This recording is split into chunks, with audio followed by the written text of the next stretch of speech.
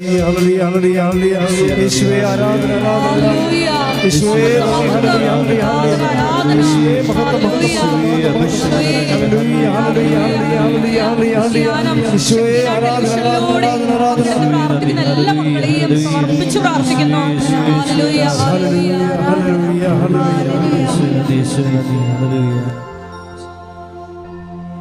എല്ലാവരും ഇരിക്കുക.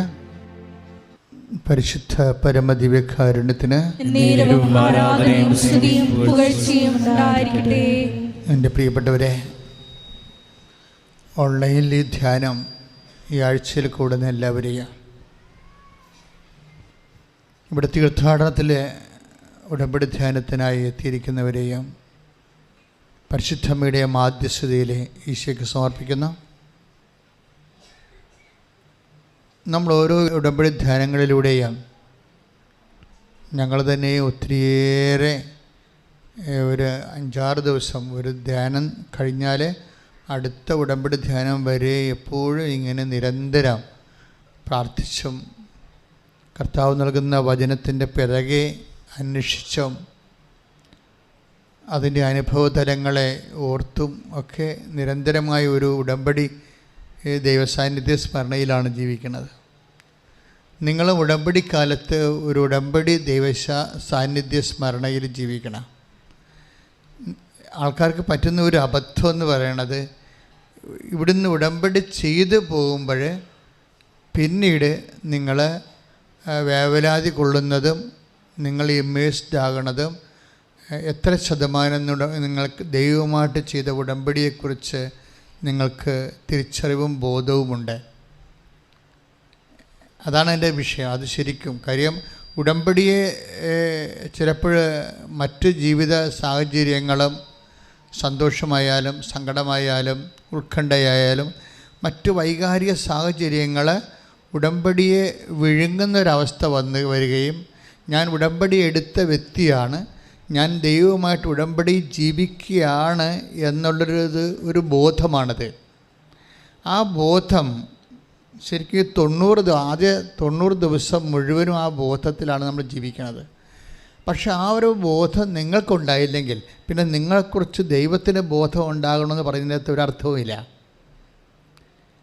നിങ്ങൾ ഉടമ്പടി എടുത്തവരാണ്. ഞാനും ഉടമ്പടി, നമുക്കറിയാം മറ്റ് പ്രെയർ ചെയ്യുന്ന പോലെ ഡംപ് ആൻഡ് ഗോ അല്ല ഇവിടെ.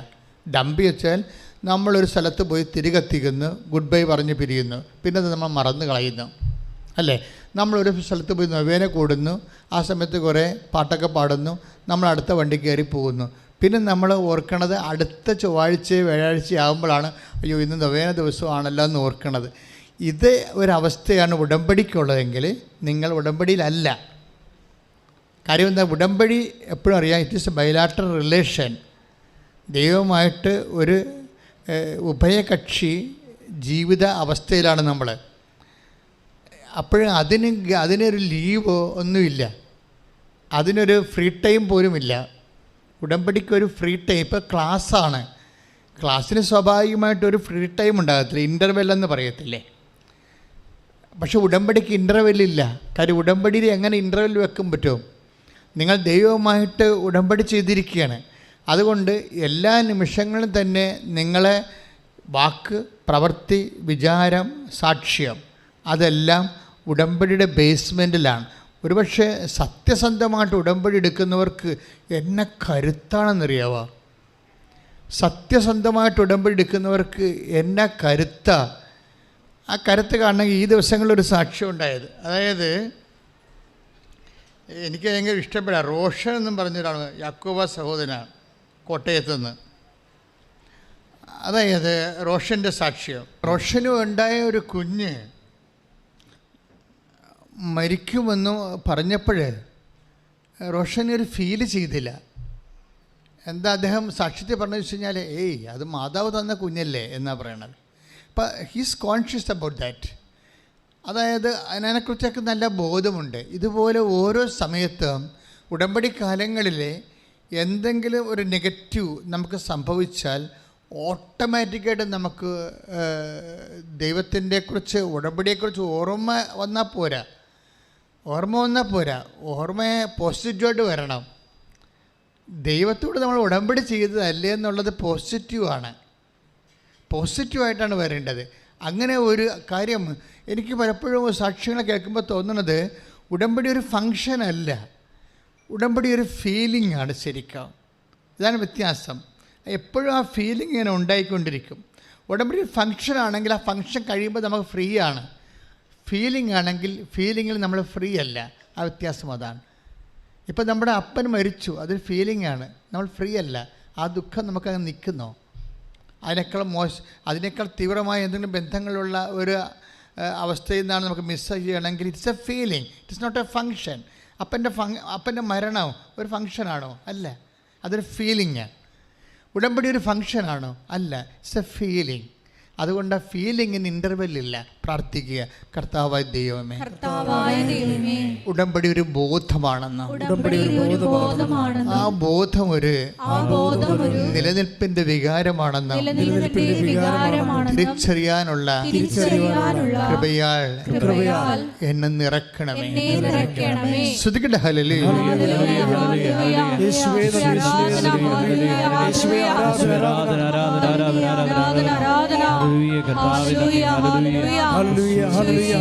അനുഭവിച്ചറിഞ്ഞ് നിബന്ധനകൾ പാലിച്ച് ദൈവസ്നേഹം വർദ്ധിപ്പിച്ച് നിങ്ങളെ സാക്ഷികളായി ഉടമ്പടി ധ്യാനത്തിലൂടെ ഉയർത്തണമേ എന്ന് പ്രാർത്ഥിക്കുന്നു. ഹല്ലേലൂയ, ഹല്ലേലൂയ, മഹത്വം, മഹത്വം. പ്രാണനാഥൻ നീയൻ സ്നേഹരാജൻ, നീയൻ പ്രാണനാഥൻ, നീയൻ സ്നേഹരാജൻ, നിന്നിലെല്ലാം ജീവനും സ്നേഹവുമേ.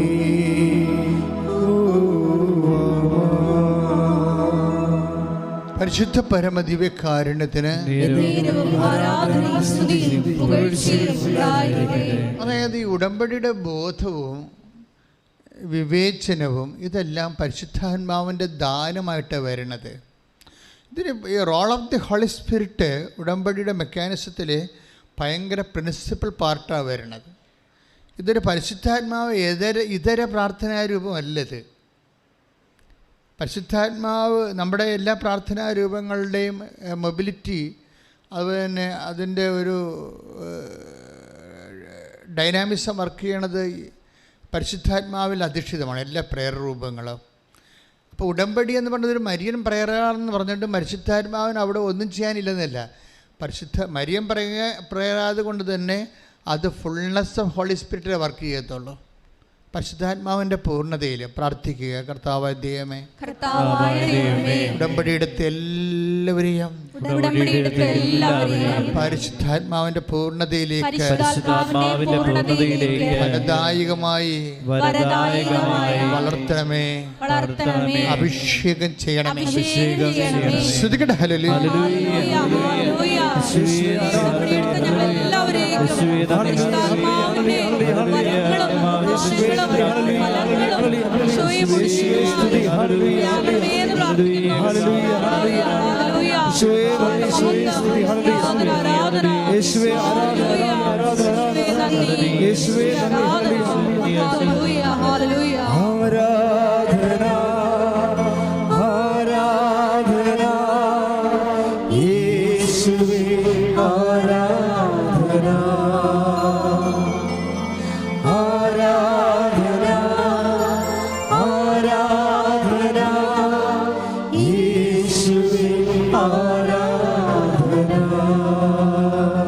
എനിക്ക് പലപ്പോഴും തോന്നിയിരിക്കുന്നത് ഈ ഉടമ്പടി എടുക്കുന്ന ഓരോ മക്കളും ബേസിക്കായിട്ട് പ്രേയർ ചെയ്യേണ്ടത് പരിശുദ്ധാത്മാവിൻ്റെ ഫലങ്ങൾക്കല്ല, ദാനങ്ങൾക്കാണ്. ദാനങ്ങളാണ് ഇതിൻ്റെ ബേസിക് എന്ന് പറയുന്നത്. ദാനങ്ങൾ ഉണ്ടെങ്കിൽ മാത്രമേ ഇത് വർക്ക് ചെയ്യത്തുള്ളൂ. നമുക്കറിയാമല്ല, ഇപ്പോൾ വെള്ളം എന്ന് പറയുന്നതാണ് ദാനം. വെള്ളത്തിൻ്റെ ഫലങ്ങളാണ് മീൻ, മറ്റുള്ള തരത്തിലുള്ള ജീവജാലങ്ങളെല്ലാം. പരിശുദ്ധാത്മാവിനെക്കുറിച്ച് രണ്ട് വിഷയങ്ങളിലാണ് നമ്മൾ എപ്പോഴും ദാനങ്ങൾ എപ്പോഴും നമുക്ക് എപ്പോഴും ഉടമ്പടി എടുക്കുന്ന ഓരോ മക്കൾക്കും. ഐസയ 11:2 കർത്താവിൻ്റെ ആത്മാവ് അവൻ്റെ മേൽ ആവസിക്കും, ജ്ഞാനത്തിൻ്റെയും വിവേകത്തിൻ്റെയും ആത്മാവ് എന്ന് പറഞ്ഞ് കർത്താവിൻ്റെ ആത്മാവ് അവൻ്റെ മേൽ ആവസിക്കും. അവൻ്റെ മേൽ ആവസിക്കും. എന്തെല്ലാം ആത്മാവാണ്? എന്തിൻ്റെ ആത്മാവാണ്? ജ്ഞാനത്തിൻ്റെയും വിവേകത്തിൻ്റെയും ആത്മാവ്. അപ്പം ജ്ഞാനമെന്ന് പറയുമ്പോൾ ഒരു അനുഭവജ്ഞാനമാണ്, തിയറി മാത്രമല്ല പ്രയോഗം കൂടിയുണ്ട്. തിയറി ആണെങ്കിൽ സൈദ്ധാന്തിക ജ്ഞാനമാണ്, അറിവാണ്. അതിൻ്റെ പേര് അറിവെന്നാണ്, ജ്ഞാനമല്ല. ജ്ഞാനം മീൻസ് അത് നോളജ് അല്ല, വിസ്ഡമാണ്. വിസ്ഡം എന്ന് പറയുമ്പോൾ പ്രായോഗികമായ ജ്ഞാനമാണ്, അനുഭവജ്ഞാനമാണ്. അപ്പോൾ ഉടമ്പടി എടുക്കുമ്പോൾ ഉടമ്പടിയിൽ വിസ്ഡമാണ് വരേണ്ടത്. എന്ന് വെച്ച് കഴിഞ്ഞാൽ നമ്മളുടെ ഇതിനെക്കുറിച്ചുള്ള ഇപ്പം ഞങ്ങൾ സൈദ്ധാന്തിക ജ്ഞാനമല്ല ഇവിടുന്ന് തരണത്. നിങ്ങൾക്ക് കിട്ടുന്നത് എന്താണ്? സാക്ഷ്യം. ഞങ്ങൾ സിദ്ധാന്തം തരുമ്പോൾ നിങ്ങൾക്ക് കിട്ടുന്നത് എന്താണ്? സാക്ഷ്യം. സാക്ഷ്യം അനുഭവിച്ച വ്യക്തികൾ സ്വാഭാവികമായിട്ട് നൽകേണ്ടത് എന്താണ്? വിസ്ഡമാണ് നൽകേണ്ടത്, അനുഭവജ്ഞാനമാണ് നൽകേണ്ടത്. ഞങ്ങൾ നൽകിയിട്ടുള്ള സിദ്ധാന്തം, തിയറി നിങ്ങൾ കൊണ്ടുപോയി ഫീൽഡിൽ പ്രാക്ടിക്കലായിട്ട് അത് പ്രയോഗിച്ച് നോക്കിയപ്പോൾ നിങ്ങൾക്കത് കറക്റ്റായിട്ട് റൈറ്റായിട്ട് വരികയും നിങ്ങൾക്ക് നിങ്ങളുടെ ക്ലേശമോ രോഗമോ ഒക്കെ മാറുകയും ചെയ്യുമ്പോൾ when we present in the platform അത് വിസ്ഡത്തിൽ നിന്നാണ് വരേണ്ടത്. അല്ലാതെ ജോലി കിട്ടി, വീട് കിട്ടി, വിവാഹം നടന്നു എന്നൊക്കെ പറഞ്ഞ് ഇങ്ങനെ പട്ടിക അവതരിപ്പിക്കുകയല്ല. അതൊരു വിസ്ഡം വേണം അവിടുന്ന്. നിങ്ങളത് എങ്ങനെയാണ് ആ ഉടമ്പടി പ്രയോഗിച്ചത്? ഇപ്പോൾ അദ്ദേഹം പറഞ്ഞു കേട്ടില്ലേ, അതായത് ആ കുഞ്ഞിൻ്റെ ഒരു തകർച്ച വന്നപ്പോൾ ഡോക്ടർ എടുത്ത് കളയണമെന്നാണ് പറഞ്ഞത്. ഡോക്ടർ എടുത്ത് കളയണമെന്ന് പറഞ്ഞപ്പോൾ ഈ മനുഷ്യൻ പറഞ്ഞ് അങ്ങനെ സംഭവിക്കത്തില്ല. എന്താ കാരണം? ഞങ്ങളത് ഉടമ്പടി ചെയ്തതാണ്, മാതാവ് തന്ന കുഞ്ഞാണ്. അതാണ് ബോധമെന്ന് പറയണത്. ആ ഒരൊറ്റ വിഷയത്തിൽ തന്നെയാണ് ആ കുഞ്ഞ് സർവൈവ് ചെയ്യണത്. അദ്ദേഹത്തിൻ്റെ ഒരു ഉടമ്പടി ബോധമുണ്ടത്. ഞാനത് പറഞ്ഞില്ല, ഇറ്റ്സ് എ ഫീലിംഗ്. ഉടമ്പടി മീൻസ് എൻ അവെയർനെസ്. ഉടമ്പടി ബോധമാണ്. ഞാൻ ഉടമ്പടി ചെയ്താണ് അമ്മയുമായിട്ട് കഴിഞ്ഞ കൊല്ലം ഇതുപോലെ ഒരു 2 കൊല്ലം മുമ്പ് ഒരു സാക്ഷ്യം ഉണ്ടായി. സാക്ഷ്യത്തിൻ്റെ ഒരു പയ്യൻസ് ഭയങ്കര വെള്ളടിയായിരുന്നു. അപ്പോൾ അവൻ്റെ പെങ്ങളെ കെട്ടിച്ചു വിട്ട വീട്ടിൽ നിന്ന് ആ പെങ്ങളുടെ വീട്ടിൽ കുറേ പ്രോബ്ലംസ് ഉണ്ടായപ്പോൾ അവൾ വന്ന് ഇവിടെ ഉടമ്പടി ചെയ്തപ്പോൾ ഉടമ്പടി ചെയ്ത് അവളുടെ വീട്ടിലെ പ്രശ്നത്തിനാണ്, അതായത് പെങ്ങളെ കെട്ടിച്ച് ഇവിടെ വീട്ടിലെ പ്രശ്നത്തിനാണ് ഉടമ്പടി ചെയ്തിരിക്കുന്നത്. പക്ഷേ ആങ്ങളെ ഇങ്ങനെ വെള്ളം അടിച്ച് വീട്ടുകാർക്ക് പ്രശ്നം ഉണ്ടാക്കുന്ന കാരണം അവൾ ആങ്ങളുടെ കാര്യവും ഉടമ്പടി വെച്ചിട്ടുണ്ട്. പക്ഷേ ഉടമ്പടി വെച്ചതല്ല. അങ്ങനെ നിങ്ങൾക്കങ്ങനെ ഒത്തിരി പേര് നിങ്ങളങ്ങ് വെക്കും. പക്ഷേ എന്താ പ്രശ്നം വെച്ചാൽ കുറച്ച് കഴിഞ്ഞിട്ട് ഒരു ദിവസം കഴിഞ്ഞപ്പോൾ കൂട്ടുകാരത്തി ഇവളെ വിളിച്ചു പറഞ്ഞ്, നീ അറിഞ്ഞില്ലേ, എന്താണെന്ന് എന്താണെന്ന് ചോദിച്ചേ. അപ്പോഴിവളൊരു പമ്മി. അപ്പോൾ അവൾ അറിഞ്ഞിട്ടില്ല, ഫസ്റ്റ് ടൈമാണ് കേൾക്കാൻ പോണത്. അപ്പോൾ അവൾക്ക് കേൾക്കാൻ പറ്റുന്ന കാര്യമല്ല പറയാൻ പോണത്. കാര്യം ഇവളുടെ ആങ്ങളയെ ബൈക്കിൽ പോയപ്പോൾ കാറിടിച്ചു. അപ്പോൾ അത് വളരെ സീരിയസ് ആയിപ്പോയി. അതാണുള്ള ICUവിലാണ്, വെന്റിലേറ്ററിലാണ്. പക്ഷേ നീ കാര്യം പറയാൻ പറഞ്ഞ് ആങ്ങളെ വണ്ടി ഇടിച്ചു എന്ന് പറഞ്ഞു. വണ്ടി കണ്ടിട്ട് ആൾക്കാർ പറയണത് അത് വളരെ മോശമായ രീതിയാണ് പറയണത്. വണ്ടി കണ്ടവരാണ് എന്നോട് പറയണമെന്ന് പറഞ്ഞു. ആങ്ങളെ ഹോസ്പിറ്റലിൽ കൊണ്ടുപോയെന്ന് പറഞ്ഞു. പക്ഷേ എടുത്ത ശ്വാസത്തിൽ ഫസ്റ്റായിട്ട് ബ്രീത്തിലേ ഇവളെന്നാ പറയുന്നത് അറിയാമോ? അങ്ങനെ ഒന്നും സംഭവിക്കത്തില്ലെന്നാണ് പറയണത്. അവനൊന്നും സംഭവിക്കത്തില്ല. എന്താ കാര്യം? അവൻ്റെ കാര്യം ഞാൻ അമ്മനെ ഏൽപ്പിച്ചിട്ടുണ്ടെന്നാണ്. Praise the Lord. ഇതാണ് ഉടമ്പടി അവെയർനെസ് എന്ന് പറയണത്. അങ്ങനെ ഒന്നും സംഭവിക്കത്തില്ല, അവനൊന്നും സംഭവിക്കത്തില്ല. കാര്യം എന്താണ്? അവൻ്റെ കാര്യം ഞാൻ അമ്മനെ ഏൽപ്പിച്ചിട്ടുണ്ടെന്ന് പറയും. കാര്യം അവൻ്റെ കാര്യം, അവൻ്റെ മദ്യപാനം മാറാൻ വേണ്ടി അമ്മയോട് അവൾ ഉടമ്പടി വെച്ചിട്ടുണ്ട്. പക്ഷേ അങ്ങനെ പല കാര്യവും പട്ടികയിൽ പല കാര്യം വെച്ച പോലെ കാഷ്വലായിട്ടൊരു സാധനം കുത്തിക്കയറ്റിയതല്ല ഈ സംഭവം. അതാണ് ഈ ഉടമ്പടി എടുക്കണമല്ല പ്രശ്നം. നിങ്ങൾ എടുക്കുമ്പോൾ വാട്ട് ഫീലിംഗ് യു ഹാവ്, നിങ്ങൾ എന്ത് ബോധമാണ് നിങ്ങൾക്കുള്ളത്, അതാണ് ഞാൻ പറയുന്നത്.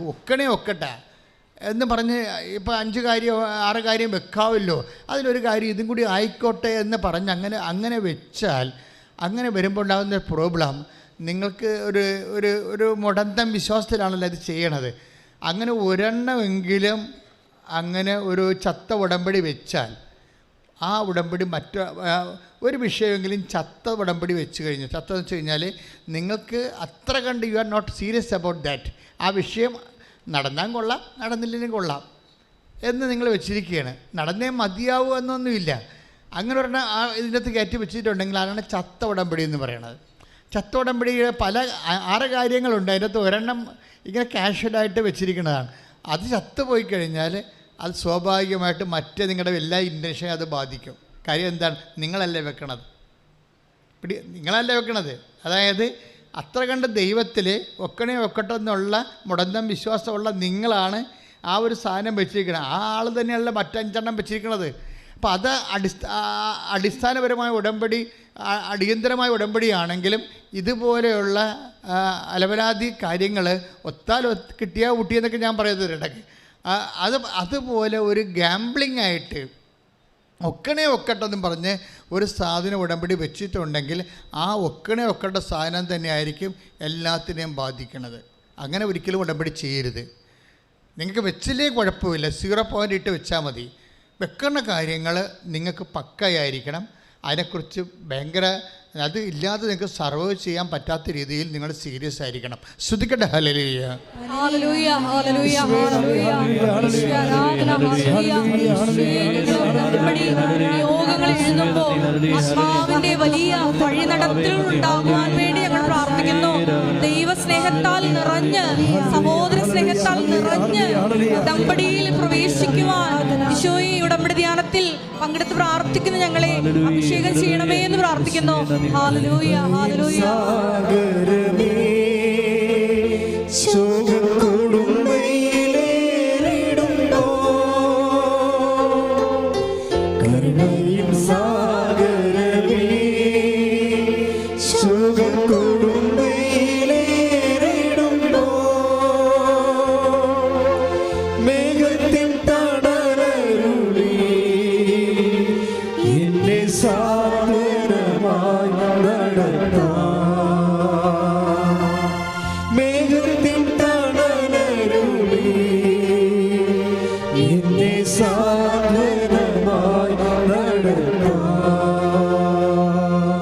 പരിശുദ്ധ പരമദിവ്യകാരുണ്യത്തിന്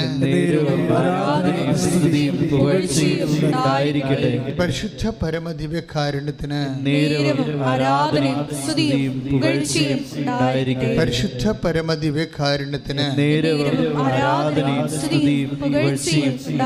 എനിക്കൊരു പ്രിപ്പറേറ്ററി പ്രെയർ നല്ലതാണെന്ന് തോന്നണം. ഉടമ്പടി കാര്യം ഉടമ്പടി പരിശുദ്ധാത്മ ദാനങ്ങളിലാണ് ഇതിങ്ങനെ വർക്ക് ചെയ്ത് പോണത്. ദാനങ്ങൾ അതിപ്പോൾ 1 കൊറിന്തോസ് 12:8 കൂടുതൽ ദാനങ്ങളെക്കുറിച്ച് വെളിപ്പെടുത്തുന്നുണ്ട്. ഇതൊക്കെ നമുക്ക് ആവശ്യമായ രീതിയിൽ ആരാധനയ്ക്ക് പ്രാർത്ഥിച്ചിട്ട് ഈ ദാനങ്ങൾ സ്വീകരിക്കുന്നൊരു സമയമാണ്. 1 കൊറിന്തോസ് 11:8 ശ്രദ്ധിക്കട്ടെ. ഹല്ലേലൂയ,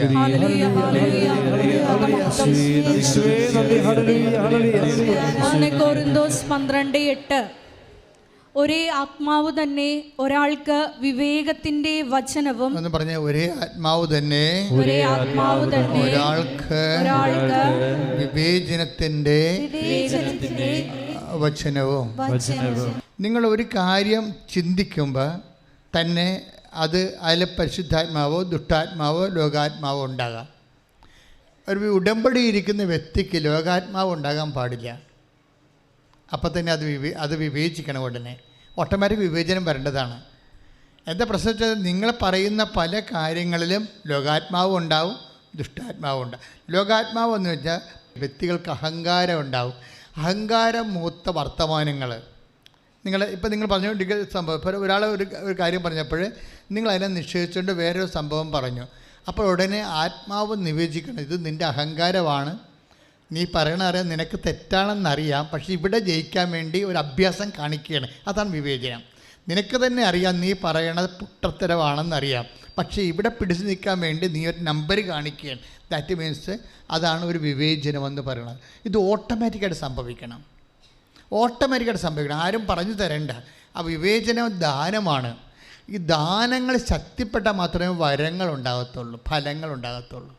വരങ്ങളല്ല, ഫലങ്ങളെന്ന് പറയുമ്പോൾ ഇത് ഉടമ്പടിയുമായിട്ട് കണക്റ്റഡ് ആണ്. ശരിക്കും ഒന്ന് പ്രാർത്ഥിക്കുക. കർത്താവായ ദൈവമേ, കർത്താവായ ദൈവമേ, പരിശുദ്ധ ഉടമ്പടി സത്യമായി ചെയ്യാൻ, സത്യമായി ചെയ്യുവാൻ, സത്യസന്ധമായി നിറവേറ്റാൻ, സത്യസന്ധമായി നിറവേറ്റുവാൻ, അതിൻ്റെ പ്രാഥമികമായ അടിത്തറയായ പരിശുദ്ധാത്മദാനങ്ങളാൽ അറിവിനാൽ വിവേകത്താൽ ജ്ഞാനത്താൽ വിവേചനത്താൽ എന്നെ അഭിഷേകം ചെയ്യണം. ശ്രദ്ധിക്കട്ടെ.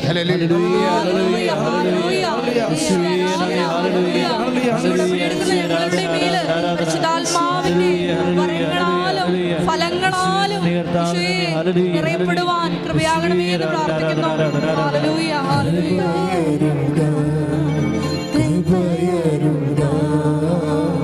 അളവന്റെ പകർന്നിടുക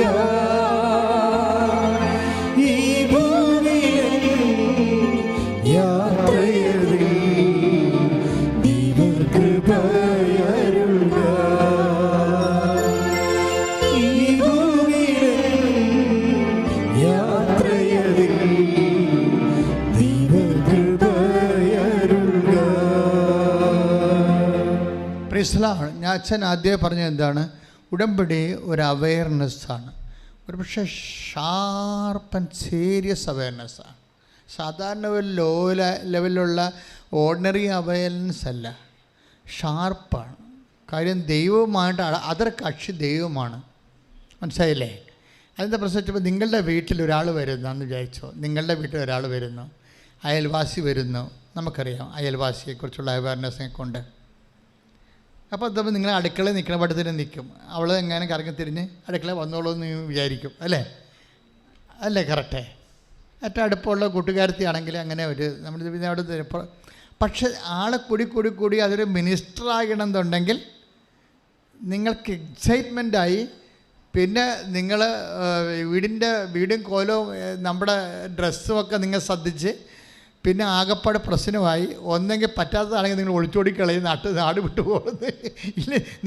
അതായത് നിങ്ങൾക്ക് സ്വീകരിക്കാൻ പറ്റാത്ത നിങ്ങളുടെ ഇടം പോണ ഒരു അവസ്ഥയിലേക്കാണെന്നുകൊണ്ട് നിങ്ങൾ ആകപ്പാട് ചളിപ്പാവും, ചമ്മലാവും ശരിക്കും. ഇതിപ്പോൾ ആരാണ് ഉടമ്പടിയോട് വരുമ്പോൾ? ദൈവമാണ് അതർ സൈഡ് വരണത്. അതെൻ്റെ വിഷയം. ഷാർപ്പായിരിക്കണം എന്ന് പറഞ്ഞതിൻ്റെ കാര്യം അതാണ്. നമ്മൾ ഉടമ്പടി ചെയ്തിരിക്കുന്ന ആരുമായിട്ടാണ്? ഇതിൻ്റെ അത് ദൈവത്തിൻ്റെ ഒരു എളിമയെന്ന് പറയണത് അതാണല്ലോ ഇത് മുഴുവൻ വർക്കൗട്ട് ചെയ്യണത്. ദൈവം ഇത്രയും താഴ്ന്ന് നമ്മളുടെ ജീവിതാവസ്ഥകളിലേക്ക് വരാൻ ദൈവം ഒരു ഇടമുണ്ടാക്കിയത് കൊണ്ടാണ് നമ്മൾ രക്ഷപ്പെട്ടത്. അതുകൊണ്ടാണ് അത് ബൈബിളിൽ ആദ്യം മുതൽ പറയുന്ന സംഭവമാണ്. അവൻ പ്രകൃത്യാ ദൈവമായിരിക്കവേ ദൈവത്തോടുള്ള സമാനത മുറുകെ പിടിക്കേണ്ട കാര്യമായി പരിഗണിക്കാതെ ദാസനായി. അതുകൊണ്ട് സമാന്തരമായിട്ട് ദൈവമായിട്ടാണ് ഉടമ്പടി ചെയ്തിരിക്കുന്നത് കൊണ്ട് തന്നെ നമ്മളും ദാസൻ്റെ ലെവലിലേക്ക് റീസെറ്റ് ചെയ്യണം. ശരിക്കും എളിമ, വിനയം, വിശ്വസ്തത, കാര്യം ഇതെല്ലാം കുറേ ഗുണങ്ങളുണ്ട്. പരിശുദ്ധാത്മാവിൻ്റെ നിലവാരമുള്ള സാക്ഷ്യങ്ങളാണ് ഉടമ്പടി എന്ന് വരേണ്ടത്. അല്ല നിങ്ങൾ പറയുന്ന ലിറ്റിൽ സാക്ഷ്യം, ചെറിയ സാക്ഷ്യങ്ങളാണ്. ഇന്നലെ ഒരു ചേച്ചി ഇവിടെ വന്ന് സാക്ഷ്യം പറഞ്ഞു. അപ്പോൾ സാക്ഷ്യം എന്ന് പറയുമ്പോൾ ആ സാക്ഷ്യം തിരഞ്ഞെടുത്തൽ വന്ന മിസ്റ്റേക്കാണ്. സാക്ഷ്യം അത് ഉടമ്പടി സാക്ഷ്യം അല്ല. അത് ചുമ്മാ പൈപ്പിൻ്റെ ചവിട്ടിൽ നിന്ന് അങ്ങോട്ടും ഇങ്ങോട്ടും ചേച്ചിമാർക്ക് പറയാൻ പറ്റിയ എന്തൊരു സംഭവമാണ്. അതെങ്കിലും നാണം കിട്ടുപോയി അത് കേട്ടപ്പോൾ. വെച്ച് കഴിഞ്ഞാൽ എന്താ സംഭവിച്ചത്? അവർ പറഞ്ഞ സാക്ഷ്യത്തിലേ ഉള്ളൂ. അവർക്ക് ജോലിയില്ലായിരുന്നു, അത് ചെറിയ ജോലിയാണ്. അപ്പോൾ ഭർത്താവിൻ്റെ ജോലി സ്ഥലത്ത് ആ കെട്ടിടത്തിൽ തന്നെ അവർക്ക് ജോലി കിട്ടി. പിന്നെ അവരെന്താ പറഞ്ഞതെന്ന് വെച്ച് കഴിഞ്ഞാൽ 3 ഓപ്പറേഷൻ ഭർത്താവിന് ഒരുമിച്ച് വന്നു. അപ്പോൾ അത് ഒരുമിച്ച് 3 ചെയ്യണമെന്ന് ഞങ്ങൾ ഡോക്ടറിനോട് പറഞ്ഞപ്പോൾ 3 ചെയ്യാമെന്ന് ഡോക്ടർ ഏറ്റു. അപ്പം ഞങ്ങളുടെ പൈസ ചോദിച്ചപ്പോൾ ഡോക്ടർ ഓപ്പറേഷൻ കഴിഞ്ഞിട്ട് ബില്ല് വന്നപ്പോൾ ഞങ്ങളുടെ കാശില്ലാഞ്ഞ് എന്ത് വിഡ്ഢിത്തരമാണ്. 3 ഓപ്പറേഷൻ ചെയ്യണമെന്ന് ഇവർ അങ്ങോട്ട് പറഞ്ഞിരിക്കുകയാണ്. അത് 3 ചെയ്യാമെന്ന് ആശുപത്രിക്കാർ പറഞ്ഞിരിക്കുകയാണ്. ബില്ല് വന്നപ്പോൾ കാശില്ലെന്ന് കൊടുക്കാൻ. ഇങ്ങനെയൊക്കെയുള്ള വിഡ്ഢിത്തരങ്ങളൊക്കെ വന്ന് ഇവിടെ ഇന്നലെ പറഞ്ഞതാണ്. എനിക്കാണെങ്കിൽ ഞാൻ അവ പിടിച്ചു ചേർത്ത് ശരിക്കും പൂച്ച വിട്ടത്. അച്ഛാ അതെന്താ പ്രശ്നം? നിങ്ങൾക്ക് ഉടമ്പടിയെക്കുറിച്ച് വ്യക്തതയില്ലെങ്കിൽ ഇതുപോലെയുള്ള കിണറ്റിൻ ചവിട്ടി പറയാൻ പറ്റിയ പെൺവർത്തമാനങ്ങളായി സാക്ഷ്യം അധപ്പതിക്കും. അതാണ് പ്രശ്നം. അതുകൊണ്ടാണ് ഞാൻ നിങ്ങളോട് ഉടമ്പടിയുടെ റെലം പറയണത്. എൻ്റെ കാര്യം ഉടമ്പടി എന്ന് പറഞ്ഞാൽ അതിനൊരു വേറെ ഒരു ലെവൽ പ്രാർത്ഥനയാണത്. അതുകൊണ്ടാ വെച്ചാൽ നമുക്കറിയാമല്ലോ, മെറിറ്റ് ആൻഡ് ഡീമെറിറ്റ്സ് ആയിട്ടാണ് ദൈവം ലോകത്തിലുള്ള എല്ലാം തിരിച്ചിരിക്കുന്നത്. മെറിറ്റ് ഉണ്ടെങ്കിൽ തീർച്ചയായിട്ടും നമുക്ക് ഉടമ്പടി ചെയ്യേണ്ട കാര്യമില്ല. മെറിറ്റ് ആൻഡ് ഡീമെറിറ്റ്സ്, ബൈബിള് വിഷയങ്ങൾ തിരിക്കണത് മെറിറ്റ് ആൻഡ് ഡീമെറിറ്റ്സ് ആയിട്ടാണ്. എന്ന് വെച്ച് കഴിഞ്ഞാൽ യോഗ്യതയും അയോഗ്യതയും. ആ വിഷയത്തിന് അയോഗ്യമാണെങ്കിൽ മാത്രമേ നിങ്ങൾ ഉടമ്പടി ചെയ്യേണ്ട കാര്യമുള്ളൂ. യോഗ്യമാണെങ്കിൽ ചുമ്മാ ബ്ലെസ്സിങ്സിൻ്റെ ആവശ്യമേ ഉള്ളൂ. അത് ഉടമ്പടി ആവശ്യമില്ല. അത് വേന കൂടിയാൽ, ജപമാല ചൊല്ലിയാൽ, വീട്ടിലിരുന്ന് വേറെ എന്ത് പ്രാർത്ഥന കൂടിയാലും മതി. കുറഞ്ഞമായും പറഞ്ഞ മനസ്സിലായല്ലേ? അത് വളരെ സീരിയസ് വിഷയമാണ്. അതായത് ബൈബിൾ വിഷയങ്ങൾ തിരിക്കുന്ന രണ്ടായിട്ടാണ്, മെറിറ്റ്സ് ആൻഡ് ഡീമെറിറ്റ്സ്. എന്ന് വെച്ച് കഴിഞ്ഞാൽ നിങ്ങൾക്ക് യോഗ്യതയുള്ള വിഷയം, നിങ്ങൾക്ക് യോഗ്യതയില്ലാത്ത വിഷയം. യോഗ്യതയില്ലാത്ത വിഷയം ഇപ്പോൾ നിങ്ങളിപ്പോൾ ഡോക്ടർ പറയണ ഇത് ഓപ്പറേഷൻ ചെയ്യാൻ പറ്റത്തില്ല. ഇപ്പോൾ കഴിഞ്ഞ ദിവസങ്ങളിൽ ടോം ഫിലിപ്പ് എന്നും പറഞ്ഞ ഒരു മകൻ്റെ സാക്ഷ്യം ഉണ്ടായിരുന്നു. ടോം ഫിലിപ്പിന് കുറച്ച് നാളായിട്ട് മക്കളില്ല. പിന്നെ മക്കളെ കിട്ടിയപ്പോൾ അയാൾക്ക് ഭയങ്കര സന്തോഷമായി. 2 മക്കളെ കിട്ടി ഒരുമിച്ച്. പെട്ടെന്ന് വൈഫ് പ്രഗ്നൻ്റ് ആയപ്പോൾ ഉടമ്പടി എടുത്തു കഴിഞ്ഞ് സംഭവിച്ചതാണ്. അപ്പോൾ അത് കഴിഞ്ഞിട്ടാണ് ഇവർ ഉടമ്പടി എടുത്തിരിക്കുന്നത്.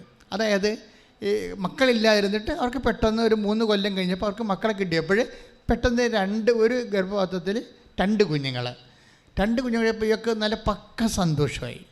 അപ്പോഴവരങ്ങനെ ജീവിച്ച് വരുന്ന സമയത്ത് പെട്ടെന്ന് ഒരു കുഞ്ഞ് വയറ്റിൽ കിടന്ന് മരിച്ചുപോയി കഴിഞ്ഞപ്പോൾ പിന്നെ അതവിടെ മരിച്ച് കിടക്കുകയാണ്. മറ്റേ കുഞ്ഞ് അവിടെ ജീവിച്ചിരിപ്പുണ്ട് ഗർഭപാത്രത്തിൽ. അതാണ് ടോം ഫിലിപ്പിൻ്റെ സാക്ഷ്യം. എരുമേലിക്കാരനാണ്. അപ്പോഴേ കുറച്ച് കഴിഞ്ഞപ്പോൾ ഒരു കുട്ടി മരിച്ചു പോയത് ഡോക്ടർ പറഞ്ഞു. അപ്പോഴേ ഇവർക്ക് ഭയങ്കര സങ്കടമായിപ്പോയി. അപ്പം സങ്കടമല്ല പ്രശ്നം, ഈ മരിച്ച കുഞ്ഞ് വയറ്റിൽ കിടക്കുകയാണ്. മറ്റേ കുഞ്ഞ് അവിടെ ജീവിച്ചിരിപ്പുണ്ട്. വൈദ്യശാസ്ത്രം എന്ത് പറയും? ഡോക്ടർ പറഞ്ഞു, ഈ കുട്ടി മരിച്ചില്ലേ, മറ്റേ കുഞ്ഞ് മരിച്ചില്ലേ.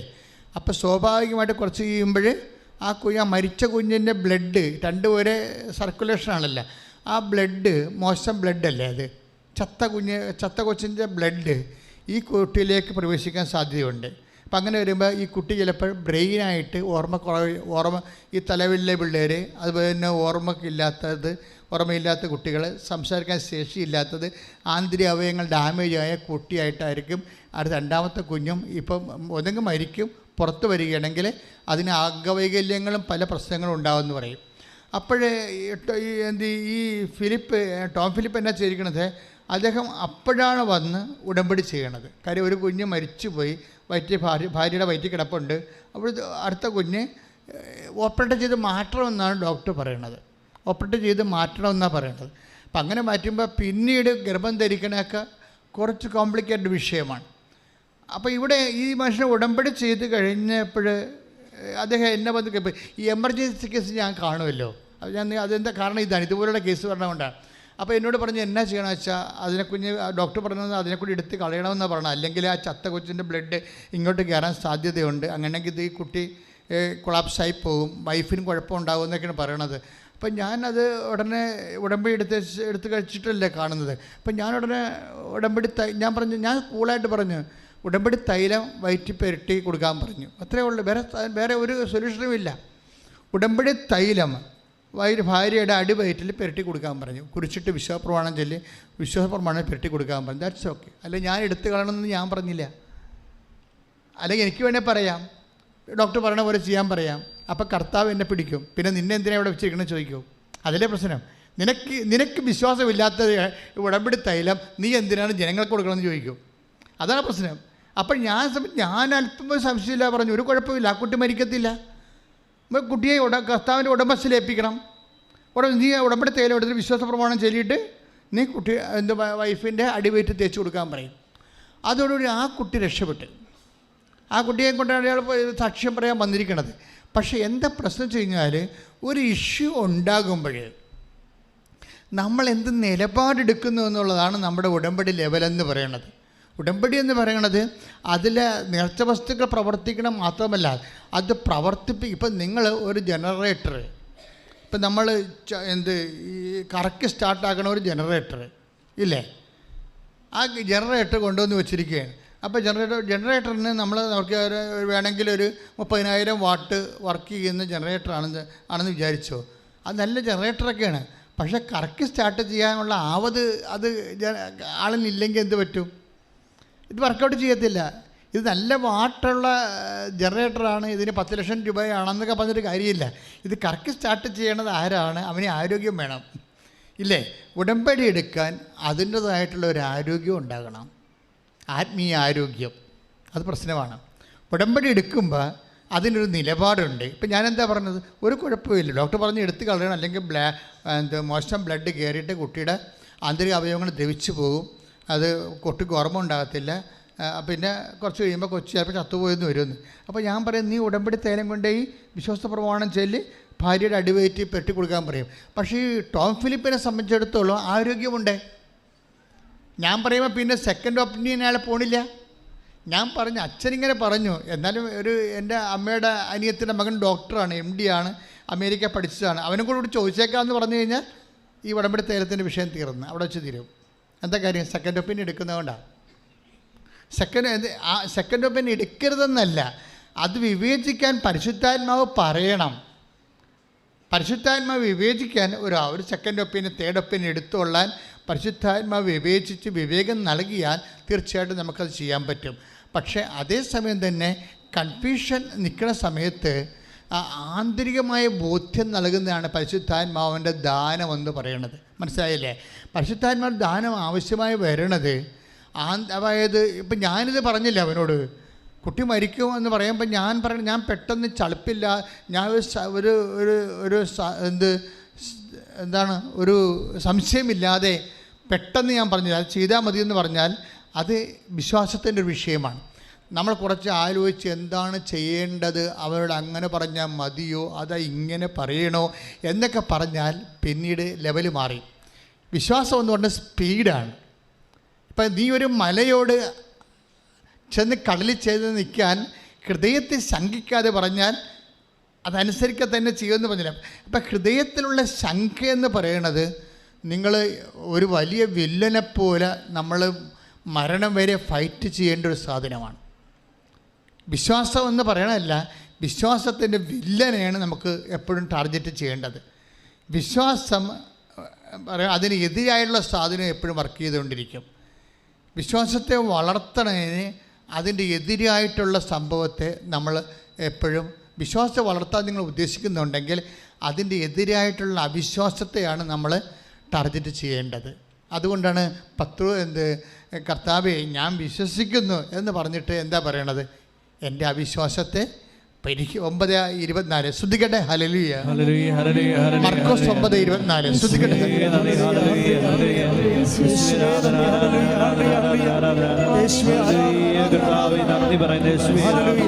9:24 ഉടനെ കുട്ടിയുടെ പിതാവ് വിളിച്ചു പറഞ്ഞു, ഞാൻ വിശ്വസിക്കുന്നു, എൻ്റെ അവിശ്വാസം പരിഹരിച്ച് എന്നെ സഹായിക്കണമേ. ഇവിടെ പറഞ്ഞ ഒരു കുട്ടിയുടെ അപ്പൻ കുട്ടി അസുഖമായി കിടക്കുമ്പോൾ ഈശോയുടെ അടുത്ത് വരണതാണ്. അവന് പിശാചബാധ എന്താ പ്രശ്നമാണ്. അപ്പോൾ ഈശോ പറയുമ്പോൾ നീ ഇത് വിശ്വസിക്കുമോ, എനിക്കത് ചെയ്യാൻ കഴിയുമെന്ന് നീ വിശ്വസിക്കുന്നുവോ? അവൻ പറഞ്ഞു ഓക്കെ, ഞാൻ വിശ്വസിക്കുന്നു എന്ന് പറയുമ്പോൾ അവന് തോന്നും ഞാൻ പൂർണ്ണമായിട്ട് വിശ്വസിക്കുന്നുണ്ടോ എന്ന് അവയ്ക്കൊരു സംശയം. പക്ഷെ ആ സംശയത്തിന് അയാൾ അഡ്രസ്സ് ചെയ്യുന്നുണ്ട്. അയാളെന്താ പറയണത്? മർക്കോസ് 9:24 ഞാൻ വിശ്വസിക്കുന്നു, എൻ്റെ അവിശ്വാസം പരിഹരിച്ച്. എൻ്റെ ഒന്ന് പറഞ്ഞ എൻ്റെ അവിശ്വാസം പരിഹരിച്ച് എന്നെ സഹായിക്കണമേ. വില്ലൻ, വിശ്വാസത്തിൻ്റെ വില്ലൻ ആരാണ്? സംശയമാണ്. അതിന് വിളിക്കുന്ന പേരെന്താണ്? അവിശ്വാസം എന്നാണ്. അവിശ്വാസം ആരാ പരിഹരിക്കേണ്ടത്? അയൽവാസിയാണോ പരിഹരിക്കേണ്ടത്? അല്ല, കർത്താവാണ് പരിഹരിക്കേണ്ടത്. അതാണ് അയാൾ പറയണത്. അയാൾ എന്ത് കൃത്യമായിട്ടാണ് പറയണത്? ഞാൻ വിശ്വസിക്കുന്നു, പക്ഷേ എൻ്റെ അവിശ്വാസം പരിഹരിക്കണമേ. എന്നും നമ്മൾ ദൈവതിരുസന്നിധി പറയേണ്ട ഒരു കാര്യമാണ്. എന്താണ്? അവിശ്വാസം പരിഹരിക്കണമേ. നമ്മളൊരു വീട്ടിൽ ചെന്ന് വഴിയാത്രയിൽ വെള്ളം ചോദിക്കണമെന്ന് വിചാരിച്ചോ? അപ്പോൾ നമ്മൾ എന്താ ഉദ്ദേശിക്കുന്നത്? വെള്ളം ചോദിക്കുമ്പോൾ നമ്മൾ പാത്രം ചോദിക്കുന്നുണ്ടോ? വെള്ളത്തിന് ഒരു പാത്രത്തിൽ ഇത്തിരി വെള്ളം തരാനാണ് പറയണത്, അതാ വെള്ളം തരാനാണ് പറയണത്. അത്ര പ്രശ്നം. നിങ്ങൾ വിശ്വാസം ചോദിക്കുമ്പോൾ നിങ്ങൾ ഇപ്സഫാത്തോ you are presupposing that it is അത് ബ്രിങ് ചെയ്യണത് നമുക്ക് തരണത് പരിശുദ്ധാത്മാവിനെയാണ് നമ്മൾ ചോദിക്കണത്. മനസ്സിലായ കാര്യം? വിശ്വാസം പരിശുദ്ധാത്മാവിൻ്റെ ദാനമാണ്. മനസ്സിലായില്ലേ? അപ്പോൾ വിശ്വാസം വർദ്ധിക്കണമെന്ന് നിങ്ങൾ ചോദിക്കുമ്പോൾ നിങ്ങൾ ടാർഗറ്റ് ചെയ്യണത് എന്താണ്? പരിശുദ്ധാത്മാവിൻ്റെ ദാനമാണ്. പരിശുദ്ധാത്മാവിനോട് ചോദിക്കണത് അതുകൊണ്ട് ഐസയ ഒന്നിന് വായിച്ചോളൂ. ഐസയ 11:2 പരിശുദ്ധാത്മാവ് ദാനം. ശ്രദ്ധിക്കട്ടെ.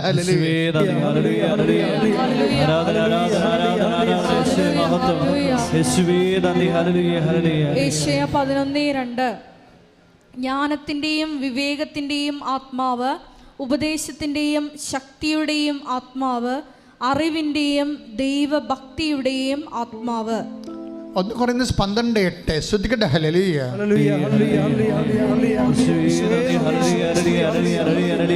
1 Corinthians 12:8 ഒരേ ആത്മാവ് തന്നെ ഒരാൾക്ക് വിവേകത്തിൻ്റെ വചനവും മറ്റൊരാൾക്ക് ജ്ഞാനത്തിൻ്റെ വചനവും നൽകുന്നു. ഒരേ ആത്മാവ് തന്നെ ഒരുവന് വിശ്വാസവും വേറൊരുവന് രോഗശാന്തിക്കുള്ള വരവും നൽകുന്നു. അപ്പോൾ അത് വിശ്വാസം എന്ന് പറയുന്നത് നമുക്ക് കേവല വിശ്വാസമൊന്നും പറഞ്ഞ സംഭവമില്ല. ഇപ്പോൾ ചില ആൾക്കാർ പറയുന്നില്ലേ, അമേരിക്ക നിങ്ങൾ പോയിട്ടില്ല, പക്ഷെ അമേരിക്ക അവിടെ ഉണ്ടെന്ന് നിങ്ങൾ വിശ്വസിക്കുന്നു. അതുപോലെയുള്ള ഒരു കേവല വിശ്വാസമല്ല ബൈബിൾ വിശ്വാസം. ബൈബിൾ വിശ്വാസം പരിശുദ്ധാത്മാവിൻ്റെ ദാനമാണ്. മനസ്സിലായില്ലേ? വിശ്വാസം, മാനുഷിക വിശ്വാസമുണ്ട്. എന്തുമാത്രം വിശ്വാസം. നമ്മുടെ അമ്മയാണ് നമ്മൾ പറയണത്, നമ്മുടെ അപ്പൻ ഇങ്ങേരാണെന്ന് ചൂണ്ടിക്കാണിക്കുന്നു. അതൊരു വിശ്വാസത്തെ നമ്മൾ അപ്പനായിട്ട് സ്വീകരിക്കുന്നു. ആ വിശ്വാസമല്ല ബൈബിൾ വിശ്വാസം. ബൈബിൾ വിശ്വാസം എന്ന് പറയുന്നത് ഇതുപോലെ മാനുഷിക വിശ്വാസമോ ഇൻഫറൻസോ ഒന്നുമല്ല, ഒരു സെക്കുലർ ഇൻഫറൻസ് ഒന്നുമല്ല ബൈബിൾ വിശ്വാസം. ബൈബിൾ വിശ്വാസം basically it is a fruit of the holy സ്പിരിറ്റാണ്, പരിശുദ്ധാത്മാവിൻ്റെ വരമാണ്. ഒരു ഉടമ്പടി മേജറായിട്ടുള്ള പ്രോജക്റ്റ് ചെയ്യുന്നതാണ് ഉടമ്പടി. അതിന് അനപേക്ഷിതമായി അനുധാരികളാണ് അടിസ്ഥാന ആത്മീയ പ്രമാണങ്ങളായിട്ട് ഞാൻ നിങ്ങളെ ഇപ്പോഴും ഉത്ബോധിപ്പിച്ചുകൊണ്ടിരിക്കുന്നത്.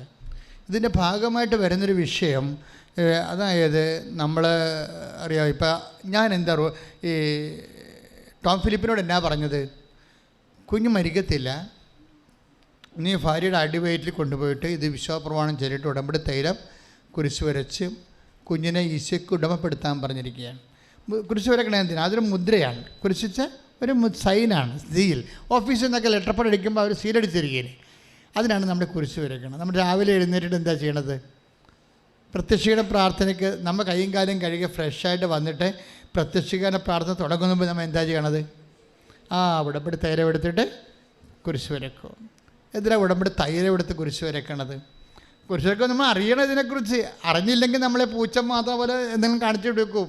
ഇങ്ങനെ അതാണ് നിങ്ങൾക്ക് ചില ആൾക്കാരെങ്കിൽ ഈ കൾട്ടിക്കായിട്ട് ചെയ്ത് കളയും, ടെക്നിക്കലായിട്ട് ചെയ്ത് കളയും.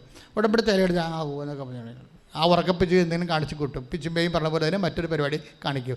അങ്ങനെ കാണിച്ചത് വർക്കൗട്ട് ചെയ്യത്തില്ല. നമ്മൾ ഇതിനെക്കുറിച്ചൊരു അവബോധം ഉണ്ടാകണം. ആചാരത്തിന് അർത്ഥം അറിഞ്ഞില്ലെങ്കിൽ അനാചാരമായിട്ട് മാറും. അനാചാരമൊന്നും സാധനമില്ലേ? അത് അനാചാരം എന്ന് പറഞ്ഞാൽ എന്താണ്? അർത്ഥം അറിയാതെ ആചാരം ചെയ്യുമ്പോഴാണ് അത് അനാചാരമായി മാറുന്നത്. അർത്ഥം അറിയുമ്പോഴാണ് അത് സദാചാരമായി മാറുന്നത്.